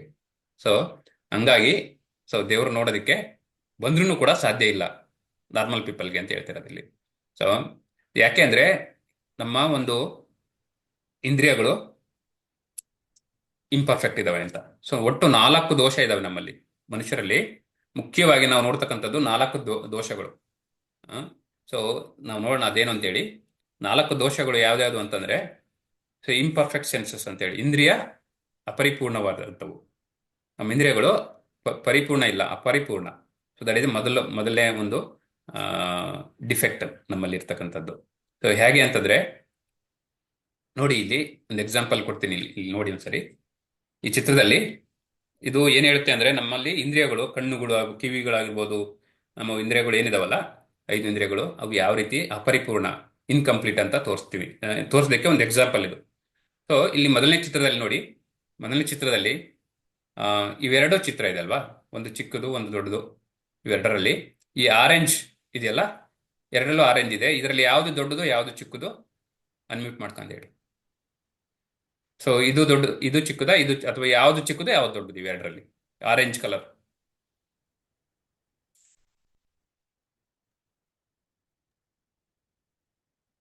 ಎಡಗಡೆ ಇರೋದು ಚಿಕ್ಕದ ಅಥವಾ ಬಲಗಡೆ ಇರ್ತಕ್ಕಂಥ ಚಿಕ್ಕದ? ಈ ಎಡಗಡೆ ಇರುವಂತ ಚಿಕ್ಕದು. ಎಡಗಡೆ ಇರೋದು ಚಿಕ್ಕದು, ಬಲಗಡೆ ಇರೋದು ದೊಡ್ಡದಲ್ವಾ? ಹಾ, ದೊಡ್ಡದಿದೆ. ಓಕೆ, ಬೇರೆ ಯಾರಾದ್ರೂ? ಎರಡು ಒಂದೇ. ಆ ಕಡೆ ಚಿಕ್ಕ ಆ ಸಣ್ಣದರಿಂದ ದೊಡ್ಡದ ಕಾಣುತ್ತೆ, ಎರಡು ಒಂದೇ ಸೈಜು. ಇದು ಈ ಕಡೆ ಸುತ್ತ ದೊಡ್ಡದಿರೋದ್ರಿಂದ ಈ ಚಿಕ್ಕದು ಅನ್ಸುತ್ತೆ, ಅಷ್ಟ್ ಬಿಟ್ರೆ ಸೈಜ್ ಮಾತ್ರ ಎರಡು ಒಂದೇನೆ. ಎರಡು ಒಂದೇನೆ. ಸೊ ಈ ತರ ನಮಗೆ ಕನ್ಫ್ಯೂಸ್ ಆಗುತ್ತಲ್ವಾ. ಸೊ ಯಾಕೆಂದ್ರೆ ಈ ದೊಡ್ಡ ಒಂದು ಚುಕ್ಕಿಗಳು ಅದ್ರ ಸೆಂಟ್ರಲ್ ಇರೋದ್ರಿಂದ ಇದು ಚಿಕ್ಕದು ಅಂತ ತರ ಕಾಣಿಸ್ತಾ ಇದೆ. ಬಟ್ ಇಲ್ಲಿ ಔಟ್ ಸೈಡ್ ಹೊರಗಡೆ ಚಿಕ್ಕ ಚುಕ್ಕಿಗಳು ಇರೋದ್ರಿಂದ ಅದು ಮಧ್ಯದಲ್ಲಿ ಇರೋದು ದೊಡ್ಡದಂತ ಕಾಣಿಸ್ತದೆ. ಬಟ್ ಎರಡೂ ಒಂದೇ ಅಳತೆ ಸೈಜ್ ಇದಾವೆ. ಸೊ ಅದು ನಮಗೆ ಇದೆ ನಮ್ಮ ಒಂದು ಕಣ್ಣುಗಳ ಒಂದು ದೋಷ ಅಲ್ವಾ. ಸೊ ಇಲ್ಲಿ ನೋಡಿ, ಈ ಚಿತ್ರದಲ್ಲಿ ನೋಡಿ, ಇಲ್ಲಿ ನೀವೇನ್ ಕಾಣ್ತೀರಾ? ಏನ್ ನೋಡಕ್ಕಾಗತ್ತೆ ಇಲ್ಲಿ?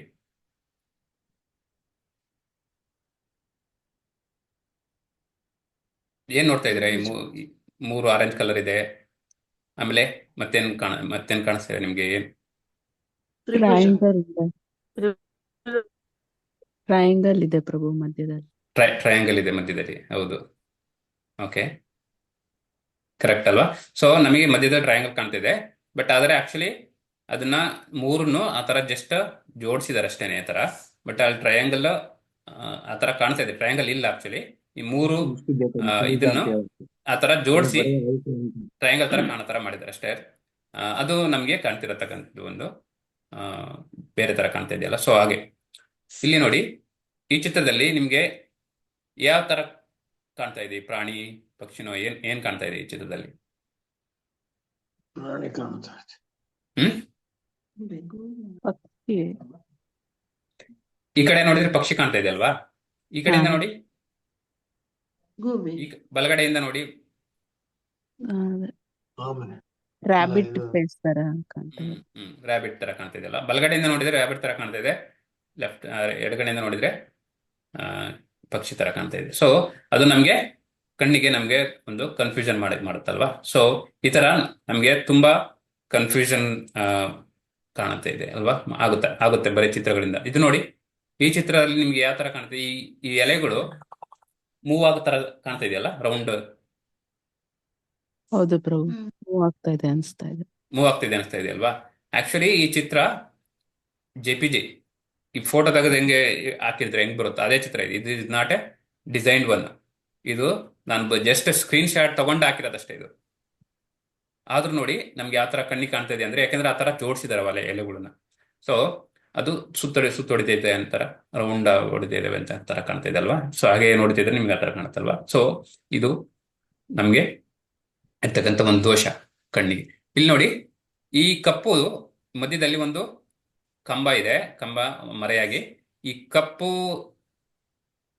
ಲೈನ್ ಏನಿದೆ, ಈ ಲೈನು ಯಾವುದಕ್ಕೆ ಜಾಯ್ನ್ ಆಗುತ್ತೆ? ಇಲ್ಲಿ ನೀಲಿಗೆ ಜಾಯ್ನ್ ಆಗುತ್ತಾ ಅಥವಾ ಕೆಂಪು ಇದು ಕಡ್ಡಿಗೆ ಜಾಯ್ನ್ ಆಗುತ್ತೆ? ಇದು ಒಂದು ಕೋಲು ಕಪ್ಪುದು, ಅದು ಯಾವುದಕ್ಕೆ ಜಾಯ್ನ್ ಆಗುತ್ತೆ? ಈ ಕೋಲ್ ತೆಗೆದು ಇದನ್ನ, ಈ ಕಂಬ ತೆಗೆದ್ರೆ ಯಾವ್ದ ಜೊತೆ ಅದು ಜಾಯ್ನ್ ಆಗಿರುತ್ತೆ? ನೀಲಿ ಬಣ್ಣದ ಜಾಯ್ನ್ ಆಗುತ್ತೆ. ನೀಲಿ ಬಣ್ಣದ ಜೊತೆ ಏನಾಗುತ್ತೆ? ಯಾರಾದ್ರೂ ರೆಡ್ ಅಂತ ಹೇಳ್ತೀರಾ?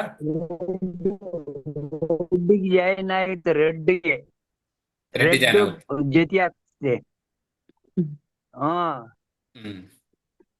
ನೋಡೋಣ ಯಾರದ್ ರೈಟ್.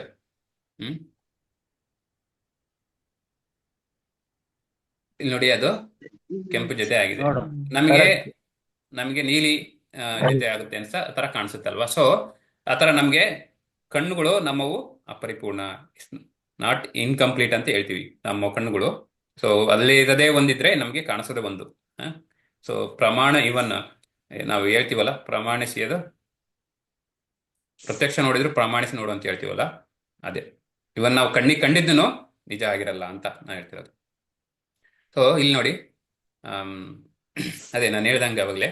ಸೊ ಯಾರಾದರೂ ದೇವ್ರು ನೋಡಿದ್ರ, ತೋರಿಸಿ ದೇವರನ್ನ ಅಂತ ಕೇಳಿದ್ರೆ, ಸೊ ಅವ್ರಿಗೆ ಏನು ಅರ್ಹತೆ ಇದೆ ಅಂತ ನಾವು ನೋಡ್ಬೇಕು. ದೇವ್ರು ನೋಡೋಕೆ ನಮಗೆ ಅರ್ಹತೆ ಇದೆಯಾ ಮೊದಲಿಗೆ ಅಂತ ನಾವು ಕೇಳ್ಬೇಕು ಅವ್ರಿಗೆ. ದೇವ್ರಿಗೆ ಕೆಲವೊಬ್ರು ನಂಬಿಕೆ ಇರಲ್ವಲ್ಲ, ಅವ್ರಿಗೆ ಮಾಡ್ತಾರೆ, ದೇವ್ರಿಗೆ ತೋರಿಸಿ ಎಲ್ಲಿದೆ ಅಂತ ಹೇಳ್ತಾರಲ್ಲ ಅವ್ರಿಗೆ. ನೋಡಿ ಇಲ್ಲಿ ಇವರು ಕಾರು ಮಧ್ಯದಲ್ಲಿ ಓಡಿಸ್ಬೇಕಾದ್ರೆ ಕೆಟ್ಟೋದಾಗ ನಾವೇನ್ ಮಾಡ್ತೀವಿ? ನಮಗೆ ಕಾರ್ನ ರೆಡಿ ಮಾಡೋಕ್ಕಾಗುತ್ತಾ? ಏನಾದರೂ ಒಳಗಡೆ ಇಂಜಿನ್ ಏನಾದರೂ ಬೇರೆ ಪ್ರಾಬ್ಲಮ್ ಆಗಿದ್ರೆ ನಮ್ಮ ಕೈಯಲ್ಲಿ ರೆಡಿ ಮಾಡೋಕ್ಕಾಗುತ್ತಾ? ನಮಗೆ ಗೊತ್ತಾಗುತ್ತಾ ಏನು ಪ್ರಾಬ್ಲಮ್ ಆಗಿದೆ ಅಂತ? ಅಟ್ಲೀಸ್ಟ್ ಮೊದಲಿಗೆ ಇಂಜಿನ್ನು, ಇನ್ನೊಂದು ಬ್ಯಾಟ್ರಿನೋ, ಮತ್ತೊಂದು. ಸೊ ನಮಗೆ ಗೊತ್ತಾಗೋದಿಲ್ಲ ಅಲ್ವಾ? ಸೊ ನಾವೇನ್ ಮಾಡ್ತೀವಿ? ಅದನ್ನ ಗ್ಯಾರೇಜಿಗೆ ತಗೊಂಡೋಗ್ತೀವಿ. ಗ್ಯಾರೇಜಿಗೆ ತಗೊಂಡೋಗ್ಬಿಟ್ಟು ಅಲ್ಲಿ ಮೆಕ್ಯಾನಿಕ್ ಹತ್ರ ಬಿಡ್ತೀವಿ ಅಲ್ವಾ? ಸೊ ಅವನು ನೋಡ್ಬಿಟ್ಟು ಅದು ಏನಾಗಿದೆ ಅಂತ ನಮ್ಮ ಹತ್ರ ಹೇಳ್ತಾನೆ. ಸೊ ಏನರ್ಥ ಅಂತಂದ್ರೆ, ಸೊ ಯಾವುದೇ ಒಂದು ಇವನ್ ಕಾರ್ ರಿಪೇರಿ ಆಗಲಿ ಮತ್ತೊಂದಾಗ್ಲಿ, ಅದಕ್ಕೆ ನಮಗೆ ಟ್ರೈನಿಂಗ್ ಇರಬೇಕು ಅಂತೇಳಿ. ಸೊ ಟ್ರೈನಿಂಗ್ ಇಲ್ದಾನೆ ಯಾವುದೊಂದು ನಮಗೆ ಅರ್ಥ ಆಗೋದಕ್ಕೆ ಸಾಧ್ಯನೇ ಇಲ್ಲ. ನಾನು ಮೆಕ್ಯಾನಿಕಲ್ ಟ್ರೈನಿಂಗ್ ಮಾಡಿದ್ರೆ, ಕಾರ್ ಮೆಕ್ಯಾನಿಕ್ ಕೆಲಸ ಮಾಡಿದ್ರೆ ಮಾತ್ರ ನನಗೆ ಅರ್ಥ ಆಗುತ್ತೆ ಏನು ತೊಂದರೆ ಕಾರ್ನಲ್ಲಿ ಅಂತ ಅಲ್ವಾ? ಇಲ್ಲಾಂದ್ರೆ ನನಗೆ ಅದ್ರ ಬಗ್ಗೆ ಜ್ಞಾನನೇ ಇರಲ್ಲ. ಸೊ ಹಂಗಾಗಿ ನಿಮಗೆ ಯಾವುದರ ಇವನ್ ಸ್ಪಿರಿಚುವಲ್, ಆಧ್ಯಾತ್ಮಿಕ ಜ್ಞಾನನಾಗಿರ್ಬೋದು ಅಥವಾ ಈ ಭೌತಿಕ ಜ್ಞಾನನಾಗಿರ್ಬೋದು, ಯಾವುದೇ ಒಂದಾದ್ರೂ ನಮಗೆ ಒಂದು ಟ್ರೈನಿಂಗ್ ಬೇಕು ಅಲ್ವಾ? ಸೊ ಟ್ರೈನಿಂಗ್ ತುಂಬಾ ಮುಖ್ಯ. ಸೊ ಹಾಗಾಗಿ ಈ ಆಧ್ಯಾತ್ಮಿಕ ಜ್ಞಾನವನ್ನ ಪಡೆಯೋದಕ್ಕೆ ನಾವು ಖಂಡಿತವಾಗೂ ಆ, ಒಂದು ಒಳ್ಳೆ ಬೋನಾಫೈಡ್ ಗುರು ಮೂಲಕ ನಾವು ಜ್ಞಾನವನ್ನ ಪಡಿಬಹುದು, ಅದು ಶಾಸ್ತ್ರದ ಮೂಲಕ. ಇಲ್ಲಿ ನೋಡಿ ಮುಂದಿನ ಒಂದು ಶ್ಲೋಕ. ರಸೋಹಮಪ್ಸು ಕೌಂತೆಯ ಪ್ರಭಾಸ್ಮಿ ಶಶಸೂರ್ಯೋ ಪ್ರಣವಃ ಸರ್ವವೇದೇಷು ಶಬ್ದಖೇ ಪೌರುಷಂ ಋಷು. ಯಾರಾದ್ರೂ ಹೇಳಿದನ? ಹೇ ಅರ್ಜುನ, ನಾನು ನೀರಿನಲ್ಲಿ ರುಚಿಯು, ಸೂರ್ಯ ಚಂದ್ರರಲ್ಲಿ ಬೆಳಕು, ವೇದದ ಮಂತ್ರಗಳಲ್ಲಿ ಓಂಕಾರವೂ ಆಗಿದ್ದೇನೆ. ನಾನು ಆಕಾಶದಲ್ಲಿ ಶಬ್ದವು, ಪುರುಷರಲ್ಲಿ ಪೌರುಷವೂ ಆಗಿದ್ದೇನೆ. ಸೊ ಕೃಷ್ಣ ಹೇಳ್ತಾ ಇದ್ದಾರೆ, ನಾನು ನೀರಿನಲ್ಲಿರ್ತಕ್ಕಂಥ ರುಚಿ ನಾನು, ಸೂರ್ಯನಲ್ಲಿರ್ತಕ್ಕಂಥ ಬೆಳಕು ನಾನು, ಶಾಖದಲ್ಲಿ ಅಂದ್ರೆ ಬೆಂಕಿನಲ್ಲಿರ್ತಕ್ಕಂಥ ಶಾಖ ನಾನು, ಅದೇ ರೀತಿ ಇಂಟೆಲಿಜೆನ್ಸ್ ಇಂದ ಇಂಟೆಲಿಜೆಂಟ್ ಅಂತ ಹೇಳಿ ಬುದ್ಧಿವಂತನಲ್ಲಿರ್ತಕ್ಕಂಥ ಬುದ್ಧಿ ನಾನು, ಆಕಾಶದಲ್ಲಿರ್ತಕ್ಕಂಥ ಶಬ್ದ ನಾನು, ಮನುಷ್ಯನಲ್ಲಿರ್ತಕ್ಕಂಥ ಒಂದು ಸಾಮರ್ಥ್ಯ ನಾನು ಅಂತ ಹೇಳ್ತಾನೆ. ಸೊ ಮತ್ತೆ ಈ ಶಾಸ್ತ್ರದಲ್ಲಿರ್ತಕ್ಕಂಥ ಓಂಕಾರ ನಾನು, ಓಂಕಾರದಲ್ಲಿರ್ತಕ್ಕಂಥ ಓಂ ನಾನು ಅಂತ ಹೇಳ್ತಾರೆ ಅವರು. ಸೊ ಕೃಷ್ಣ ಎಲ್ಲದರಲ್ಲೂ ಕೂಡ ಇದ್ದೀನಿ ಅಂತ ನಾನು ಹೇಳ್ತಾ ಇದ್ದಾರೆ ಅವರು. ಸೊ ಇವನ್ ಅಣುಗಳಲ್ಲಿ ಕೂಡ ನಾನು ಇದ್ದೇನೆ ಅಂತ ಅಲ್ಲಿ ಹೇಳ್ತಿದ್ದಾರೆ. ಮತ್ತೆ ಯಾವ ತರ ಅದರಲ್ಲಿ ಮುಖ್ಯವಾದ ಒಂದು ಪಾಠ, ಜಸ್ಟ್ ಇದ್ದೇನೆ ಅಂತಂದ್ರೆ ಸುಮ್ಮನೆ ಹಾಗೆ ಇರೋದಂತಲ್ಲ. ನಾವು ಮನೆಗಿದ್ದೀವಿ, ಮನೆಗೆ ಏನು ಕೆಲಸ ಏನು ಯೂಸು ಇಲ್ದಂಗೆ ನಾವು ಒಂದು ಕುಟುಂಬದ ಒಂದು ಜೊತೆ ನಾವು ಒಬ್ರು ಪಾಲುದಾರರಲ್ವಾ. ಬಟ್ ನನ್ನಿಂದ ಏನು ಉಪಯೋಗ ಇಲ್ಲ ಅಂದ್ರೆ ಏನು ಉಪಯೋಗ ಅಲ್ವಾ. ಸುಮ್ಮನೆ ಕುಟುಂಬದಲ್ಲಿ ನಮ್ಮ ಹೆಸರು ಇರುತ್ತೆ ಅಷ್ಟೇನೆ. ಯಾವುದರಲ್ಲಿ APL ಕಾರ್ಡಲ್ಲಿ BPL ಕಾರ್ಡಲ್ಲಿ ನಮ್ಮ ಹೆಸರು ಇರುತ್ತೆ ಅಷ್ಟೇ, ಬಟ್ ನಮ್ಮಿಂದ ಏನು ಉಪಯೋಗ ಇರಲ್ಲ. ಸೊ ಆ ಥರ ಅಲ್ಲ ಕೃಷ್ಣ. ಮುಖ್ಯವಾದ ಒಂದು ಅಂಶ ಅದರಲ್ಲಿ ಈ ಈ ಮನುಷ್ಯರಲ್ಲಿರ್ತಕ್ಕಂಥ ಬುದ್ಧಿ ಅವರು ಅಂತೇಳಿ, ಅದೇ ರೀತಿ ಸೂರ್ಯನಲ್ಲಿರ್ತಕ್ಕಂಥ ಬೆಳಕು ನಾನು ಅಂತ. ಸೊ ಮುಖ್ಯವಾದ ಅಂಶವಾಗಿರ್ತಾರೆ ಅವರು ಅಂತ. ಎಲ್ಲದರಲ್ಲೂ ಕೂಡ ನಾವು ಅವರನ್ನ ನೋಡ್ಬೋದು ಅಂತ ಅಲ್ಲಿ ಹೇಳ್ತಾ ಇದ್ದಾರೆ. ಇದಷ್ಟೇ ಅಲ್ಲ, ಇದು ಒಂದು 5 ಎಕ್ಸಾಂಪಲ್ ಕೊಟ್ಟಿದ್ದೀವಿ, ಬಟ್ ಭಗವದ್ಗೀತೆ ಬುಕ್ದಲ್ಲಿ ಸುಮಾರು 20 ಅಂಶಗಳಿದಾವೆ ಅಲ್ಲಿ. ಸೊ ಈಗ ನನಗೆ ಈ ಅಧ್ಯಾಯ ತುಂಬಾ ಫೇವರೇಟ್ ಚಾಪ್ಟರ್ ಆಕ್ಚುಲಿ.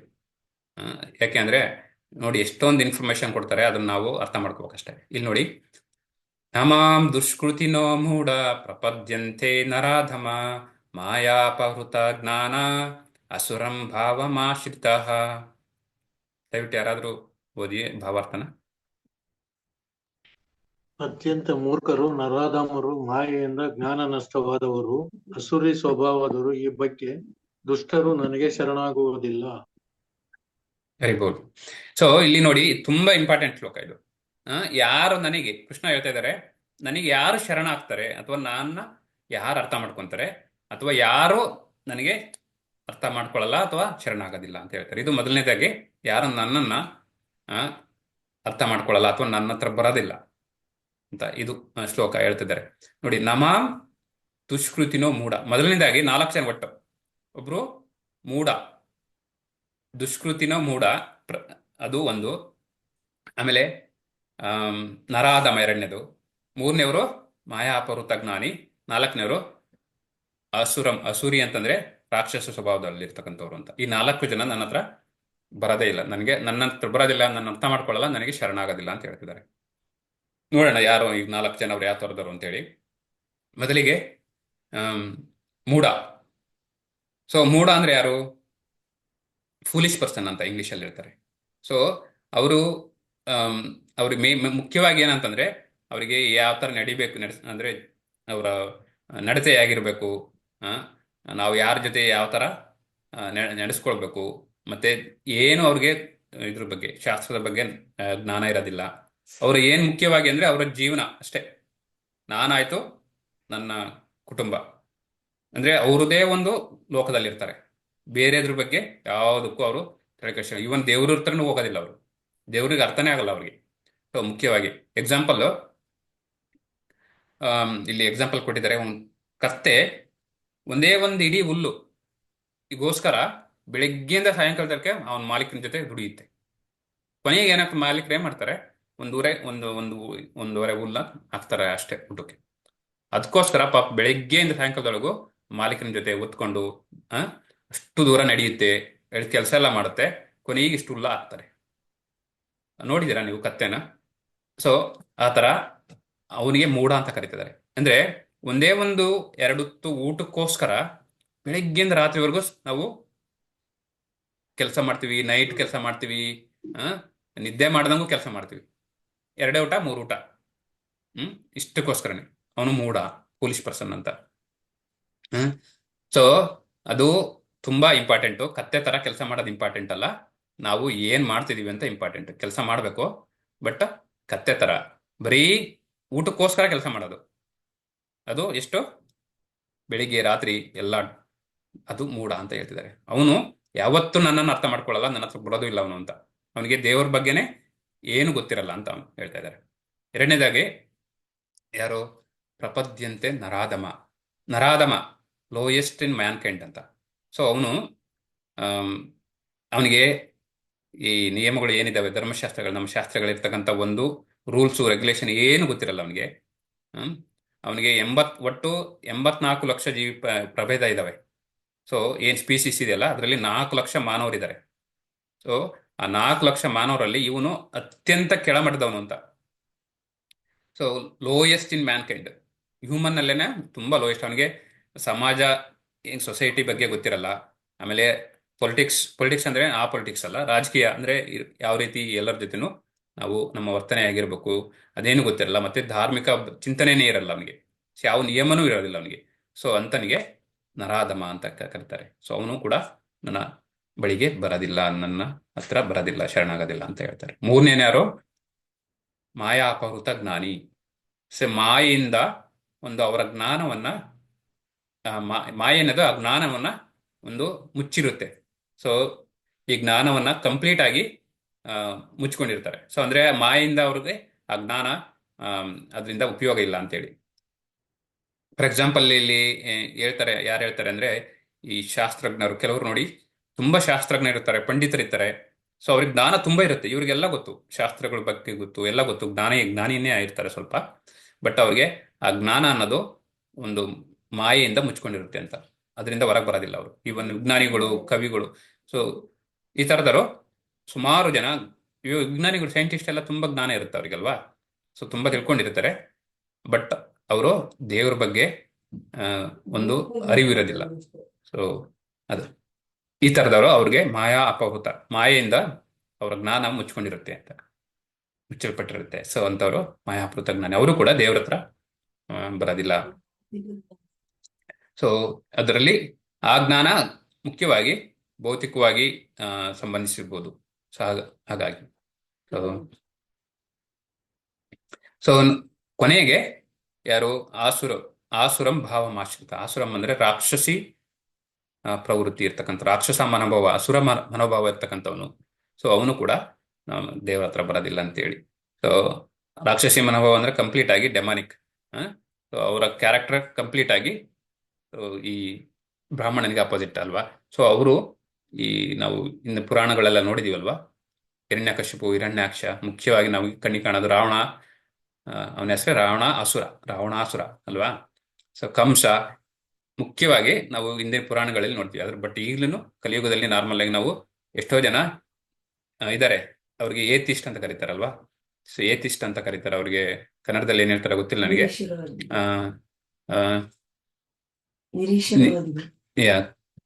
ಸೊ ಅವ್ರಿಗೆ ನಿರಾಶರವಾದಿಗಳು ಏನೋ ನನಗೆ ಗೊತ್ತಿಲ್ಲ ಕನ್ನಡದಲ್ಲಿ ಕ್ಲೀನ್ ಆಗಿ. ಬಟ್ ಏತಿಸ್ಟ್ ಅಂತ ಕರಿತೀವಿ ಅವರು. ಅದರಲ್ಲಿ ಕೂಡ ಎರಡು ಬಗೆ ಇರ್ತಾರೆ. ಸೊ ಅದರಲ್ಲಿ ಎರಡು ಬಗೆ ಇರ್ತಾರೆ. ಒಬ್ರು ನಿರಾಕಾರವಾದಿಗಳು, ಮತ್ತೆ ದೇವರ ಒಂದು ಬಗ್ಗೆ ನಂಬಿಕೆ ಇಲ್ದಂತಕ್ಕದ್ದು, ಅಂದ್ರೆ ದೇವರ ಆಕಾರ ಇಲ್ದಿರ್ತಕ್ಕಂಥದ್ದು, ಅದು ಒಂದು ಬೇರೆ ಕೆಟಗರಿ ಬರುತ್ತೆ. ಸೊ ಈ ಆಸುರಿ ಮನೋಭಾವದವರು ದೇವರ ನಂಬದೇ ಇಲ್ಲ. ಅವರು ದೇವ್ರ ನಂಬದೇ ಇಲ್ಲ. ನಿಮ್ಗೆ ಇಲ್ಲಿ ನೋಡ್ತಿರಲ್ವಾ, ಯಾರೋ ಒಬ್ರು ಇದ್ದಾರಲ್ವಾ ಕರ್ನಾಟಕದಲ್ಲಿ ಗಣೇಶ ಅಂತಂದ್ರೆ ಅವನು, ಕೃಷ್ಣ ಅಂದ್ರೆ ಮನುಷ್ಯ, ಅವ್ರು ಯಾರೋ ಹೆಸರು ಭಗವಾನ್ ಅಂತ ಬರ್ತಾರೆ ನೋಡಿ ಟಿವಿನಲ್ಲೆಲ್ಲ. ಸೊ ಆ ಥರದವ್ರು, ಅವರೆಲ್ಲ ಏತಿಸ್ಟ್. ದೇವ್ರನ್ನ ಎಗನೆಸ್ಟ್ ಇರ್ತಾರೆ ಅವರು. ಯಾರು ಭಗವಾನ್ ಅಂತ ಬರ್ತಾರೆ, ನನಗೆ ಚೆನ್ನಾಗಿ ಗೊತ್ತಿದೆ, ಸುಮಾರು ವರ್ಷಗಳಿಂದ ನೋಡಿದ್ದೀನಿ ನಾವು. ದೇವರು ರಾಮ ಅಂತಂದ್ರೆ ಅವನೊಬ್ಬ ಮನುಷ್ಯ ಅಂತ. ಪ್ರೊಫೆಸರ್ ಸರ್, ಭಗವಾನ್ ಅಂತ ಹೇಳಿ. ಸೊ ಅವರೆಲ್ಲ ದೇವ್ರ ಮೇಲೆ ಜ್ಞಾನ ಇದೆ, ಎಲ್ಲ ಇದೆ ಅವ್ರಿಗೆ ಅಲ್ವಾ. ಎಷ್ಟೊಂದು ಇವನ ಶ್ಲೋಕಗಳು ಹೇಳ್ತಾರೆ. ಬಟ್ ಅದನ್ನ ಅವರ ಅದ್ರ ಅರ್ಥ ಭಾವಾರ್ಥ ಹೆಂಗಿರುತ್ತೆ ಅಂದ್ರೆ ಅವರ ಮನಸ್ಸಲ್ಲಿ ಇರ್ತಕ್ಕಂಥ ಭಾವಾರ್ಥ ಹೇಳ್ತಾರೆ, ನೋಡಿದ್ರಲ್ವಾ ನೀವು? ಆ ಥರದವ್ರು. ಸೊ ದೇವರಿಗೆ ಎಗನಿಸ್ಟ್ ಇರೋರೆ ಆಸುರಿ ಮನೋಭಾವದವರು. ಸೊ ಅಟ್ಲೀಸ್ಟ್ ಬೇರೆಯವರು ಅಪೋಸಿಟ್ ಇರಲ್ಲ ದೇವರಿಗೆ, ಅಟ್ಲೀಸ್ಟ್ ಅವ್ರಿಗೆ ಜ್ಞಾನ ಇರಲ್ಲ. ಈ ನರಾಧಮರು, ಮೂಢ, ಇವರೆಲ್ಲ ಅವ್ರಿಗೆ ಜ್ಞಾನ ಕಡಿಮೆ. ಸೊ ಓಕೆ, ಜ್ಞಾನ ಇಲ್ಲದೆ ಇರೋದ್ರಿಂದ ಓಕೆ, ಬಟ್ ಇವ್ರಿಗೆ ಜ್ಞಾನ ಇದ್ರೂ ದೇವ್ರಿಗೆ ಅಪೋಸಿಟ್ ಅವರು. ಸೊ ಅದು, ಸೊ ಇಷ್ಟು 4 ಜನ ದೇವ್ರ ಹತ್ರ ಹೋಗೋದಿಲ್ಲ ಅಂತೇಳಿ. ಆಮೇಲೆ ನೆಕ್ಸ್ಟ್ ಶ್ಲೋಕದಲ್ಲಿ ಹೇಳ್ತಾರೆ, ಯಾರು ನನ್ನ ಹತ್ರ ನನಗೆ ಶರಣಾಗ್ತಾರೆ ಅಂತೇಳಿ ಹೇಳ್ತಿದ್ದಾರೆ ನೋಡಿ. ಚತುರ್ವಿಧ ಭಜಂತೆ ಮಾಂ ಜನ ಸುಕೃತಿನೋ ಅರ್ಜುನ, ಆರ್ಥೋ ಜಿಜ್ಞಾಸುರಾರ್ಥಿ ಜ್ಞಾನಿ ಚ ಭರತರ್ಷಭ. ಇದನ್ನ ಹೇಳಿ, ಭಾವಾರ್ಥ ಹೇಳಿ.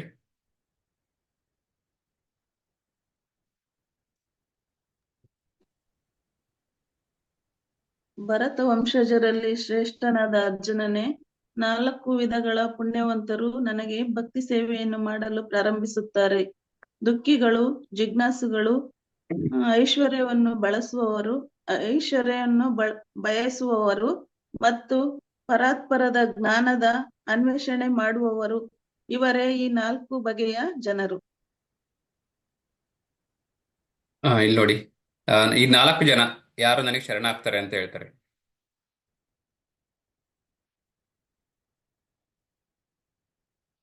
ಒಂದು ನಿಮಿಷ.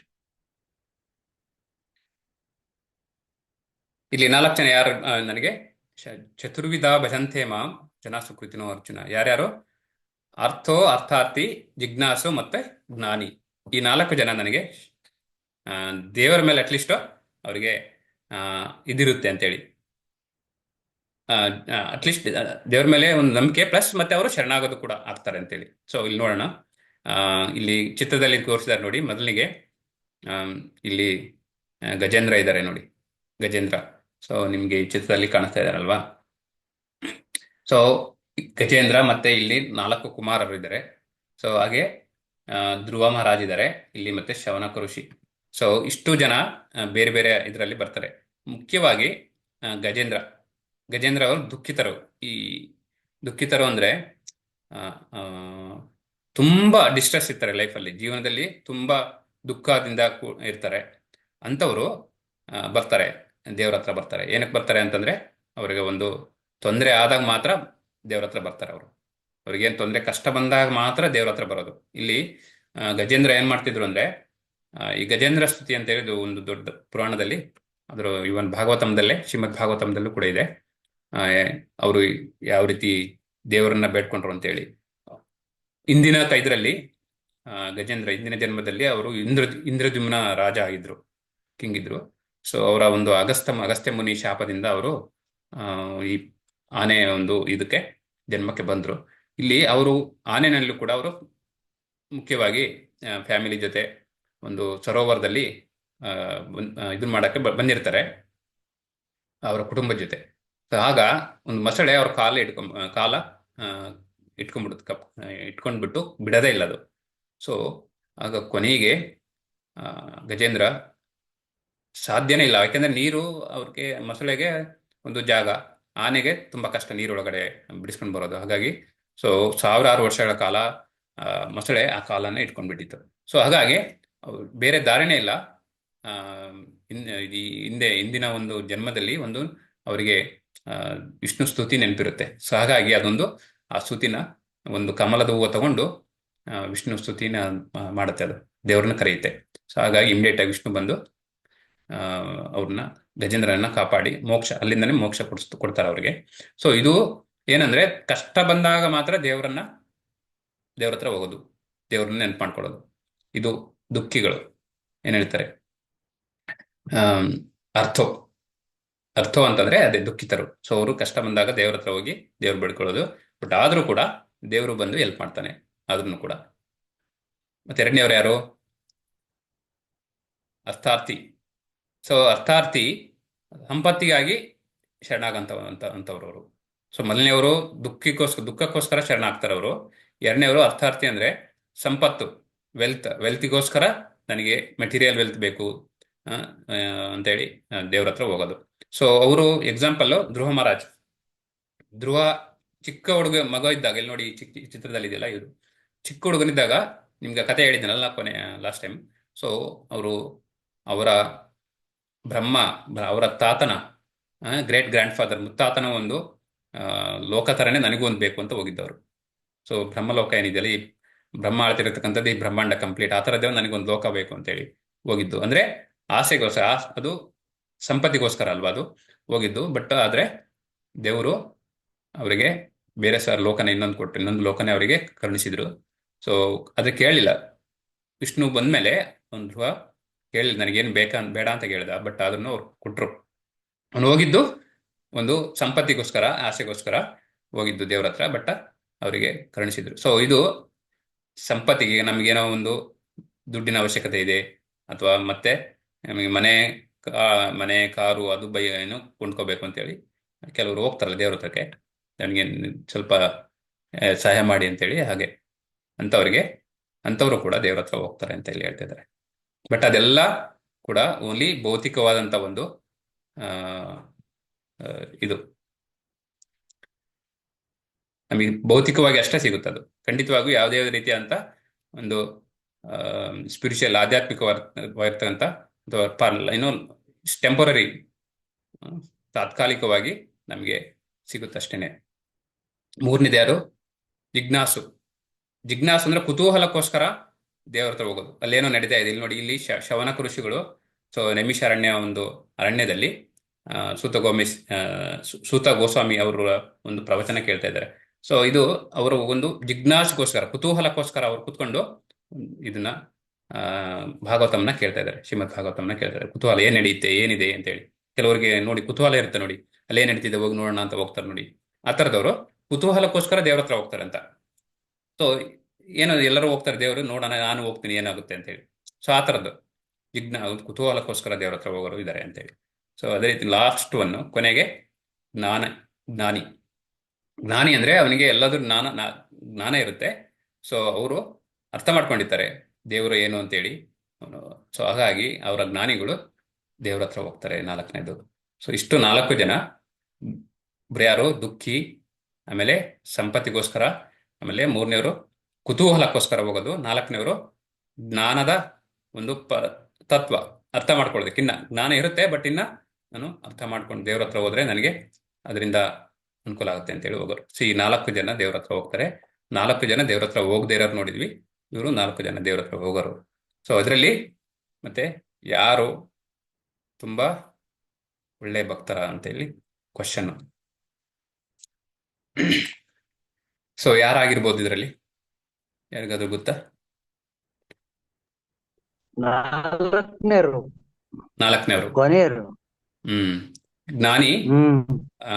ಜ್ಞಾನಿ. ಸೊ ತುಂಬಾ ಹತ್ರ ಅಂತ ಹೇಳಿ ದೇವರಿಗೋಸ್ಕರ. ಯಾಕೆಂದ್ರೆ ಅವನಿಗೆ ಜ್ಞಾನ ಇರುತ್ತೆ, ಅವನಿಗೆ ಈಸಿಯಾಗಿ ಭಕ್ತಿ ಮಾರ್ಗಕ್ಕೆ ಹೋಗೋದಕ್ಕೆ ಅನುಕೂಲ ಆಗುತ್ತೆ. ಬೇರೆಯವ್ರಿಗೆ ಬೇರೆಯವ್ರು ಹೆಂಗೆ ಅಂದ್ರೆ ದುಃಖಿದ್ರು, ಅವರ ಟೈಮಲ್ಲಿ ಅಷ್ಟೇ ಹೋಗ್ತಾರೆ, ಆಮೇಲೆ ಮತ್ತೆ ದೇವ್ರನ್ನ ಮರ್ತೇ ಬಿಡ್ತಾರೆ. ಅವರು ಸ್ವಲ್ಪ ಪ್ರಾಬ್ಲಮ್ ಸಾಲ್ವ್ ಆದ ತಕ್ಷಣ ಅದು ದೇವ್ರನ್ನ ಮರ್ತೇ ಬಿಡ್ತಾರೆ. ಸೊ ದುಃಖಿತರು, ಇವನ್ ಸಂಪತ್ತಿಗೋಸ್ಕರ ಹೋಗೋರು ಕೂಡ ಅರ್ಥಾರ್ಥಿ. ಅವನು ಕೂಡ ಅವನ್ದು ಸಿಕ್ತು, ಅವನೇನು ಅನ್ಕೊಂಡಿದ್ದ ಅದಾಯ್ತು. ಓಕೆ, ನನ್ನ ಮಗಳು ಮದುವೆ ಮಾಡಿಸ್ಬೇಕು, ನನ್ನ ಮಗನ ಮದುವೆ ಮಾಡ್ಬೇಕು, ಅಥವಾ ಆಯ್ತು ದೇವ್ರ ಹತ್ರ, ಅಲ್ಲಿವರೆಗೂ ದೇವ್ರ ಹತ್ರ ಹೋಗಿ ಡೈಲಿ ಬೆಳಗ್ಗೆ ರಾತ್ರಿ ಮಧ್ಯಾಹ್ನ 4 ಸರಿನೂ ದೇವ್ರ ಕೈ ಮುಗಿಯೋದು ಎಲ್ಲ ಮಾಡ್ತಿರ್ತಾರೆ. ಮದುವೆ ಆದ್ಮೇಲೆ ಮುಗೀತು, ಗುಡ್ ಬೈ ಅಲ್ವಾ? ಸೊ ಅವರು ಕೂಡ ಅಷ್ಟು ಒಂದು ಈ ಆಸೆಗೋಸ್ಕರ ಹೋಗಂತಾರ ಅಷ್ಟೇನೆ. ಬಟ್ ಅವ್ರು ಮತ್ತೆ ಪ್ರಾಬ್ಲಮ್ ಬಂದಾಗ ಮತ್ತೆ ಬರ್ತಾರೆ ಅಷ್ಟೇ ಅವರು. ಸೊ ಈ ಅರ್ಥಾರ್ಥಿ, ಈ ಕುತೂಹಲಕ್ಕೋಸ್ಕರ ಹೋಗೋರು ಕೂಡ ಅವರಿಗೆ ಅಷ್ಟೊಂದೇನು ಅದ್ರ ಮೇಲೆ ಇಂಟ್ರೆಸ್ಟ್ ಇರಲ್ಲ, ಬಟ್ ಏನೋ ಕುತೂಹಲಕ್ಕೋಸ್ಕರ ಹೋಗ್ತಾರೆ ಅಷ್ಟೇನೆ. ಬಟ್ ಕೊನೆಗೆ ಜ್ಞಾನಿ ಏನಿದ್ದಾನೆ ಅವನಿಗೆ ಜ್ಞಾನ ಇರುತ್ತೆ ಆಧ್ಯಾತ್ಮಿಕದ ಬಗ್ಗೆ. ಸೊ ಹಾಗಾಗಿ ದೇವ್ರ ಹತ್ರ ಹೋಗಿ ಶರಣಾಗ್ತಾರೆ. ಹಾಗೆ ಅವರು ಭಕ್ತಿ ಮಾರ್ಗದಲ್ಲಿ ಮುಂದುವರಿತಾರೆ ಅಂತ ಹೇಳ್ತಾರೆ. ಅವನು ತುಂಬಾ ದೇವರಿಗೆ ಹತ್ತಿರವಾದಂಥವನು ಅಂತ ಇಲ್ಲಿ ಹೇಳಿದ್ದಾರೆ. ಓಕೆ, ಒಂದು 2 ನಿಮಿಷ, ನೆಕ್ಸ್ಟ್ ಎರಡು ಶ್ಲೋಕ ಇದೆ ಅಷ್ಟೇ, ಕ್ಲೋಸ್ ಮಾಡ್ತೀನಿ. ನೆಕ್ಸ್ಟ್ ಶ್ಲೋಕದಲ್ಲಿ ಬಹುನಾಂ ಜನ್ಮನಾಮಂತೆ ಜ್ಞಾನವಾನ್ ಮಾಂ ಪ್ರಪದ್ಯತೆ ವಾಸುದೇವಂ ಸರ್ವಮಿತಿ ಸ ಮಹಾತ್ಮ ಸುದುರ್ಲಭ. ಯಾರಾದರೂ ಓದ್ತೀರಾ?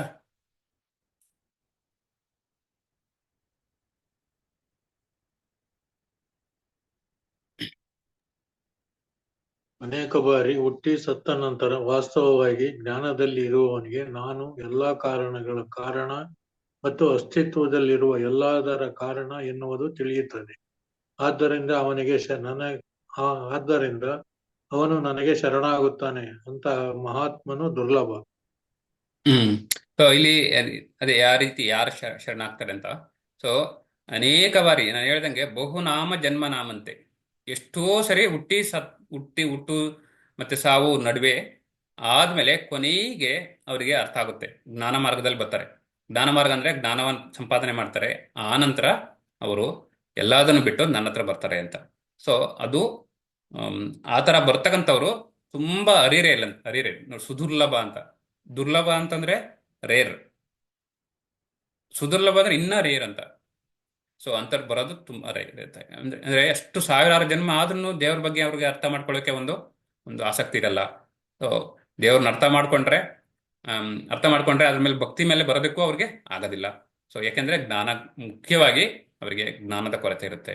ಸೊ ಆ ಥರ ಎಲ್ಲ ಅರ್ಥ ಮಾಡ್ಕೊಂಡು ಒಂದು ಟೈಮಲ್ಲಿ ಅವರು ನನ್ನ ಹತ್ರ ಬರ್ತಾರೆ. ಅದು ಆ ಥರ ವೆರಿ ರೇರ್ ಅಂತ ಶರಣಾಗೋದು. ಸೊ ಹಾಗೆ ನಾವು ಹೇಳ್ದಂಗೆ ಇಲ್ಲಿ ನಾವು ಈ ಭಗವದ್ಗೀತಾ 18 ದಿನ ಕಾರ್ಯಕ್ರಮದಲ್ಲಿ ನೀವು ಬಂದಿದ್ದೀರಾ ಅಂತಂದ್ರೆ ನೀವು ಯಾವುದೋ ಒಂದು ಜನ್ಮ ಸುಕೃತಿಯಿಂದ ಸೊ ಬಂದಿದ್ದೀರಾ. ಸೊ ನೀವು ನಾರ್ಮಲ್ ಪೀಪಲ್ ತರ ಅಷ್ಟು ಸಾವಿರಾರು ಲಕ್ಷ ಜನದಲ್ಲಿ ನೀವು ಆ ತರ ಇಲ್ಲ ಅಂತೇಳಿ. ಕಾಮೈಸ್ತೈರ್ಹೃತಜ್ಞಾನ ಪ್ರಪದ್ಯಂತೆ ಅನ್ಯ ದೇವತಾ ತಂ ನಿಯಮಂ ಅಸ್ಥಾಯ ಪ್ರಕೃತಿಯ ನಿಯಥಾ ಸ್ವಯ. ಇಚ್ಛೆಗಳಿಂದ ತಮ್ಮ ಜ್ಞಾನವನ್ನು ಕಳೆದುಕೊಂಡವರು ಇತರ ದೇವತೆಗಳಿಗೆ ಶರಣಾಗುತ್ತಾರೆ. ಅವರು ತಮ್ಮ ಸ್ವಭಾವದ ಪ್ರಕಾರ ನಿಯಮಗಳಿಗೆ ಅನುಸಾರವಾಗಿ ನಡೆದುಕೊಳ್ಳುತ್ತಾರೆ. ಸೊ ಇವೆರಡು ಶ್ಲೋಕ ಇಂಪಾರ್ಟೆಂಟ್ ನೋಡಿ. ಕಾಮೈಸ್ಥೈ ಅಂದ್ರೆ ಅವರವರ ಇಚ್ಛೆ ತರ ನಾನು ಇನ್ನು ಗಣೇಶನ ಪೂಜೆ ಮಾಡ್ತೀನಿ, ನಾನು ಆಂಜನೇಯ ಸ್ವಾಮಿನ ಪೂಜೆ ಮಾಡ್ತೀನಿ, ನನ್ನ ಲಕ್ಷ್ಮೀ ಪೂಜೆ ಮಾಡ್ತೀನಿ, ಶಾರದೆ ಈ ತರ ಸರಸ್ವತಿ ಪೂಜೆ, ಯಾವ್ರವ್ರ ಇಚ್ಛೆ ಅವ್ರ ಮನಸ್ಸಲ್ಲಿ ಏನೇ. ಯಾಕಂದ್ರೆ ಅವರಿಗೆ ಒಂದು ಇಂಡಿಪೆಂಡೆನ್ಸ್ ಅಂತ ಇರುತ್ತೆ. ಎಲ್ಲಾ ಮನುಷ್ಯನಿಗೂ ಕೂಡ ದೇವರು ಸ್ವಲ್ಪ ನಾಟ್ ಫುಲ್ ಇಂಡಿಪೆಂಡೆನ್ಸ್, ಸ್ವತಂತ್ರ ಇರಲ್ಲ ಫುಲ್, ಬಟ್ ಸ್ವಲ್ಪ ಸ್ವತಂತ್ರ ಕೊಟ್ಟಿರ್ತಾರೆ. ಆ ಸ್ವತಂತ್ರವನ್ನು ಅವ್ರು ಯೂಸ್ ಮಾಡ್ಕೊಂಡು ಯಾವ ದೇವರಿಗೆ ಬೇಕಾದ್ರೂ ಅವರು ಮೊರೆ ಹೋಗ್ಬೋದು, ಶರಣಾಗತಿ ಆಗ್ಬೋದು, ಅಥವಾ ಅವ್ರನ್ನ ಒಂದು ಆರಾಧನೆ ಮಾಡ್ಬೋದು. ಅದು ಬಟ್ ಅದರಿಂದ ಬರ್ತಕ್ಕಂಥದ್ದು ಏನು ಅಂತೇಳಿ ನೋಡಿ. ಯೋ ಯೋ ಯಾಂ ತನುಂ ಭಕ್ತ ಶ್ರದ್ಧಯಾರ್ಚಿತುಂ ಇಚ್ಛತಿ ತಸ್ಯಾಚಲಂ ಶ್ರದ್ಧಾಂ ತಾಮೇವ ವಿದಧಾಮ್ಯಹಂ. ನಾನು ಪರಮಾತ್ಮನಾಗಿ ಪ್ರತಿಯೊಬ್ಬರ ಹೃದಯದಲ್ಲಿದ್ದೇನೆ. ಯಾರಾದರೂ ಯಾವುದಾದರೂ ದೇವತೆಯನ್ನು ಪೂಜಿಸಲು ಇಚ್ಛಿಸುತ್ತಲೇ ಆತನು ಆ ದೇವತೆಗೆ ಮುಡಿಪಾಗುವಂತೆ ಅವನ ಶ್ರದ್ಧೆಯನ್ನು ಸ್ಥಿರಗೊಳಿಸ್ತೇನೆ. ನಿಮ್ಗೆ ಯಾವುದು ಬೇರೆ ದೇವತೆ ಮೇಲೆ ಶ್ರೀಕೃಷ್ಣ ಬೇಡ, ಬೇರೆ ದೇವತೆ ನಾನು ಪೂಜೆ ಮಾಡ್ತೀನಿ, ಬೇರೆ ಆರಾಧನೆ ಮಾಡ್ತೀನಿ ಅಂದ್ರೆ ಖಂಡಿತವಾಗೂ ನಾನು ಎಲ್ಲರ ಹೃದಯದಲ್ಲಿ ಕೂಡ ನಾನು ಪರಮಾತ್ಮನಾಗಿ ಇರ್ತೀನಿ. ಸೊ ಹಾಗಾಗಿ ನಾನು ನಿಮ್ಗೆ ಕರುಣಿಸ್ತೀನಿ ಅದನ್ನ ಅಂತ. ಸೊ ಫಾರ್ ಎಕ್ಸಾಂಪಲ್ ನಾನು ಗಣೇಶನ ಪೂಜೆ ಮಾಡ್ತೀನಿ, ನಾನು ಗಣೇಶನ ಆರಾಧಿಸ್ತೀನಿ ಅಂದ್ರೆ ಖಂಡಿತವಾಗೂ ನಾನು ಅದನ್ನ ನಿಮ್ಗೆ ಕರುಣಿಸ್ತೀನಿ, ಅದಕ್ಕೆ ಅನುಕೂಲ ಮಾಡ್ಕೊಡ್ತೀನಿ ಇಷ್ಟ ಇದ್ರೆ ಅಂತೇಳಿ. ಸೊ ಅವರವರ ಇಚ್ಛೆ ಪ್ರಕಾರ ಅವರು ಯಾರು ಬೇಕಾದ್ರೂ ಯಾವ ದೇವತೆಗಳನ್ನು ಬೇಕಾದ್ರೂ ಪೂಜೆ ಮಾಡ್ಬೋದು. ಸೊ ಬಟ್ ಅದರಿಂದ ಬರ್ತಕ್ಕಂಥ ಪ್ರತಿಫಲ ಮುಖ್ಯ ಇಲ್ಲಿ. ಸೊ ನಾವು ಯಾವ ದೇವರನ್ನು ಬೇಕಾದ್ರೂ ಪೂಜೆ ಮಾಡ್ಬೋದು, ಬಟ್ ಅದರಿಂದ ಬರ್ತಕ್ಕಂಥ ಪ್ರತಿಫಲ ಏನಿದೆ ಅಂತೇಳಿ. ಸೊ ನಾವು ಇಲ್ಲಿವರೆಗೂ ಓದಿರೋದು ಅದೇ ಅಲ್ವಾ. ಸೊ ಈಗ ದೇವರು ಕೃಷ್ಣ ಪರಮಾತ್ಮ ನಮಗೆ ಫಾದರ್ ಇದ್ದಂಗೆ, ತಂದೆ ಇದ್ದಂಗೆ. ಸೊ ಅವರು ಯಾವುದು ಒಳ್ಳೇದು ಇವನಿಗೆ, ಯಾವುದು ಕೆಟ್ಟದು ಅಂತ ಗೊತ್ತು. ಸೊ ಅವರು ಎಲ್ಲದನ್ನು, ಕೃಷ್ಣ ಪರಮಾತ್ಮ ಎಲ್ಲದನ್ನು ಕೊಡಲ್ಲ. ಅವರು ತಮಗೆ ಬೇಕಾಗಿರೋದು ಕೊಡೋದಿಲ್ಲ. ಅವರು ತಮಗೆ ಏನು ಅವಶ್ಯಕತೆ ಇದೆಯೋ ಅದಷ್ಟೇ ಕೊಡ್ತಾರೆ. What you want you don't give, what you need you will give. ಅರ್ಥ ಆಯ್ತು ಅನ್ಸುತ್ತಲ್ವಾ. ಸೊ ನಮಗೆ ಏನು ಅವಶ್ಯಕತೆ ಇದೆ ಅದು ಮಾತ್ರ ಕೊಡ್ತಾರೆ, ತಮಗೇನು ಬೇಕು ಅದು ಕೊಡಲ್ಲ. ಅಂದ್ರೆ ಇವಾಗ ನನಗೇನೋ ಫಾರ್ ಎಕ್ಸಾಂಪಲ್ ತಂದೆ ಆದವನು ಮಕ್ಕಳಿಗೆ ಚಾಕ್ಲೇಟು ಇನ್ನೊಂದೇನೋ ಚಾಕ್ಲೇಟ್ ಅದು ಕೆಟ್ಟದೋ ಒಳ್ಳೇದೋ ಅವ್ನು ಕೊಡಲ್ಲ. ಅವನಿಗೆ ಕೋಲ್ಡ್ ಇದ್ರೆ ಐಸ್ ಕ್ರೀಮ್ ಕೊಡೋದಿಲ್ಲ, ಅವನಿಗೆ ಹುಷಾರಿಲ್ದಂಗೆ ಆಗುತ್ತೆ ಅಂತೇಳಿ. ಐಸ್ ಕ್ರೀಮ್ ಕೊಟ್ಟಿಲ್ಲ ಅಂತಂದ್ರೆ ಅವ್ನು ಕೆಟ್ಟವನ ತಂದೆ ಇಲ್ಲ. ಅವನ ಆರೋಗ್ಯ ಮುಖ್ಯ ತಂದೆಗೆ. ಹುಷಾರಿಲ್ದಾಗ ಜ್ವರ ಬಂದಾಗ ಐಸ್ ಕ್ರೀಮ್ ಕೊಡ್ತಾರ, ತಂದೆ ಕೊಡೋದಿಲ್ಲ. ಅದೇ ನಿಮ್ಗೆ ಒಬ್ರು ಈ ಶಾಪಲ್ಲಿ ಹೋಗಿ, ಅಂಗಡಿಯಲ್ಲಿ ಹೋಗಿ ಯಾವುದೋ ಮಗು ನನಗೆ ಚಾಕ್ಲೇಟ್ ಬೇಕು ಅಂತ ಕೇಳಿದ್ರೆ ಖಂಡಿತವಾಗೂ ತಗೋ ಅಂತ ಕೊಡ್ತಾನೆ ಅಲ್ವಾ. ಸೊ ಅಂಕಲ್ಗೂ ಮತ್ತೆ ತಂದೆಗೂ ಇರೋದು ಡಿಫ್ರೆನ್ಸ್ ಅಲ್ವಾ. ಅಂಕಲ್ ಅಂತಂದ್ರೆ ಬೇರೆಯವರು, ಶಾಪ್ನ ಓನರು ಬೇರೆಯವರಲ್ವಾ. ಸೊ ಅವನಿಗೆ ಏನು ಗೊತ್ತಿಲ್ಲ, ನೀನು ಕೇಳಿದ ತಕ್ಷಣ ಹೋಗಿ 18 ವರ್ಷದ ಮಗು ಸಿಗರೇಟ್ ಕೇಳಿದ್ರೆ ಸಿಗರೇಟ್ ಕೊಡ್ತಾನೆ ಅವನು. ಅವ್ನು ನಿನಗೆ ಯಾಕೆ ಬೇಕು ಸಿಗರೇಟ್ ಎಲ್ಲ ಕೇಳೋದಿಲ್ಲಲ್ವಾ, ಸುಮ್ಮನೆ ಕೊಡ್ತಾನೆ. ಸೊ ಹಾಗೆ, ಸೊ ಈ ಭೌತಿಕ ಪ್ರಪಂಚದಲ್ಲಿರ್ತಕ್ಕಂಥ ದೇವರುಗಳು, ಈ ಬ್ರಹ್ಮಾಂಡದಲ್ಲಿರ್ತಕ್ಕಂಥ ದೇವರುಗಳು, ಸೊ ನಿಮಗೇನ್ ಬೇಕೋ ಅದು ಈಸಿಯಾಗಿ ಕರುಣಿಸ್ತವೆ. ಬಟ್ ಅದರಿಂದ ಬರ್ತಕ್ಕಂಥ ಪರಿಣಾಮ ನಿಮಗೆ ಗೊತ್ತಿಲ್ಲ. ಏನ್ ಬೇಕಾದ್ರೂ ಆಗೋದು. ಎಕ್ಸಾಂಪಲ್, ರಾವಣಾಸುರ, ಅವನಿಗೆ ಮತ್ತೆ ಹಿರಣ್ಯಕಶಿಪು ಇವರೆಲ್ಲ ವರ ಪಟ್ಟರು ಬ್ರಹ್ಮನಿಂದ. ಬಟ್ ಅದರಿಂದಲೇ ಅವರು ಆ ಥರ ಆಗೋದ್ರು. ಸೊ ಬ್ರಹ್ಮ ಇವರೆಲ್ಲ ಏನ್ ಮಾಡ್ತಾರೆ ಅಂದ್ರೆ, ಇಲ್ಲಿ ಭೌತಿಕ ಪ್ರಪಂಚದಲ್ಲಿ ಇರ್ತಕ್ಕಂಥ ದೇವತೆಗಳು ಎಲ್ಲ ನಿಮ್ಗೆ ಏನ್ ಕೇಳ್ತೀರ ಅದು ಕೊಡ್ತಾರೆ. ಬಟ್ ಅದರಿಂದ ಅದು ಒಳ್ಳೇದು ಅವನಿಗೆ ಇಲ್ಲ ಕೆಟ್ಟದು ಅಂತ ಅವರು ಯೋಚನೆ ಮಾಡೋದಿಲ್ಲ. ಬಟ್ ವರ ಕರುಣಿಸ್ತಾರೆ ಅಷ್ಟೇ. ಸೊ ಬಟ್ ಕೃಷ್ಣ ಆಗಲ್ಲ. ನಿಮಗೆ ಮುಖ್ಯವಾಗಿ ಅದರಿಂದ ಉಪಯೋಗ ಮುಂದೆ ಫ್ಯೂಚರಲ್ಲಿ ಏನಾದರೂ ತೊಡಕಿದ್ರೆ ಅದನ್ನ ಅವರು ಕಣಿಸಲ್ಲ. ಏನಾದ್ರೂ ಒಳ್ಳೇದಾಗತ್ತಿದ್ರೆ ಮಾತ್ರ ಅವರು ಕರುಣಿಸ್ತಾರೆ. ಸೊ ಅದು ಫಾದರ್ಗೂ ಇರತಕ್ಕಂಥದ್ದು ಮತ್ತೆ ಬೇರೆ ಬೇರೆ ಅವ್ರಿಗೂ ಇರ್ತಕ್ಕಂಥ ವ್ಯತ್ಯಾಸ. ಸೊ ಅದನ್ನ ನಾವು ಅರ್ಥ ಮಾಡ್ಕೋಬೇಕು. ಸೊ ಬೇರೆ ದೇವ್ರ ಹತ್ರ ಹೋಗ್ಬೋದು, ಅಲ್ಲಿಂದ ಬರ್ತಕ್ಕಂಥ ಒಂದು ಪ್ರತಿಫಲ ಏನಿದೆ ಅದಕ್ಕೆ ನಾವು ಆ ಕರ್ಮಕ್ಕೆ ನಾವು ಹೊಣೆ ಆಗ್ತೀವಿ. ಅದರಿಂದ ಬರ್ತಕ್ಕಂಥ ಕರ್ಮ ಕೂಡ ಇದೆ. ಬಟ್ ಸೊ ಅದು ನಾವು ಅರ್ಥ ಮಾಡ್ಕೊಬೇಕಿಲ್ಲಿ. ಸೊ ಅವ್ರೇ ಎಲ್ಲೂ ಹೇಳಿಲ್ಲ ನೀವು ಬೇರೆ ದೇವರನ್ನ ಪೂಜಿಸಬೇಡಿ ಅಂತೇಳಿ ಹೇಳಿಲ್ಲ. ಮಾಡಿ ನಾನು ಬೇಕಿದ್ರೆ ಕರುಣಿಸ್ತೀನಿ ಅದನ್ನೇ ಹೇಳ್ತಾರೆ. ಬಟ್ ಅದರಿಂದ ಬರ್ತಕ್ಕಂಥದ್ದು ಅದಕ್ಕೆ ಶಾಸ್ತ್ರದಲ್ಲಿ ಇರೋದು. ಸೊ ಬೇರೆ ದೇವರನ್ನು ಪೂಜೆ ಮಾಡಿದ್ರೆ ಅಲ್ಲಿಂದ ಬರ್ತಕ್ಕಂಥದ್ದು ಓನ್ಲಿ ಮತ್ತೆ ಟೆಂಪರರಿ ಮಾತ್ರ ಇರುತ್ತೆ ಅಂತ. ಈ ಭೌತಿಕ ಜಗತ್ತಿಗೆ ಮಾತ್ರ ಸೀಮಿತವಾಗಿರುತ್ತೆ ಅದು. ಸೊ ಅದು ನಿಮಗೆ ದೇಹ ತ್ಯಜಿಸಿದ ನಂತರ ಅದರಿಂದ ಉಪಯೋಗ ಏನಿರಲ್ಲ ನಮಗೆ ಅಂತೇಳಿ ಥರ ಅರ್ಥ ಮಾಡ್ಕೋಬೇಕು. ಸೊ ಇಷ್ಟು ಇಲ್ಲಿಗೆ ಕಂಪ್ಲೀಟ್ ಆಯಿತು. ಸೊ ಏನಾದರೂ ಕ್ವಶನ್ಸ್ ಅಂಡ್ ಆನ್ಸರ್ಸ್, ಕ್ವಶನ್ಸ್ ಏನಾಡಿದ್ರೆ ಕೇಳ್ಬೋದು.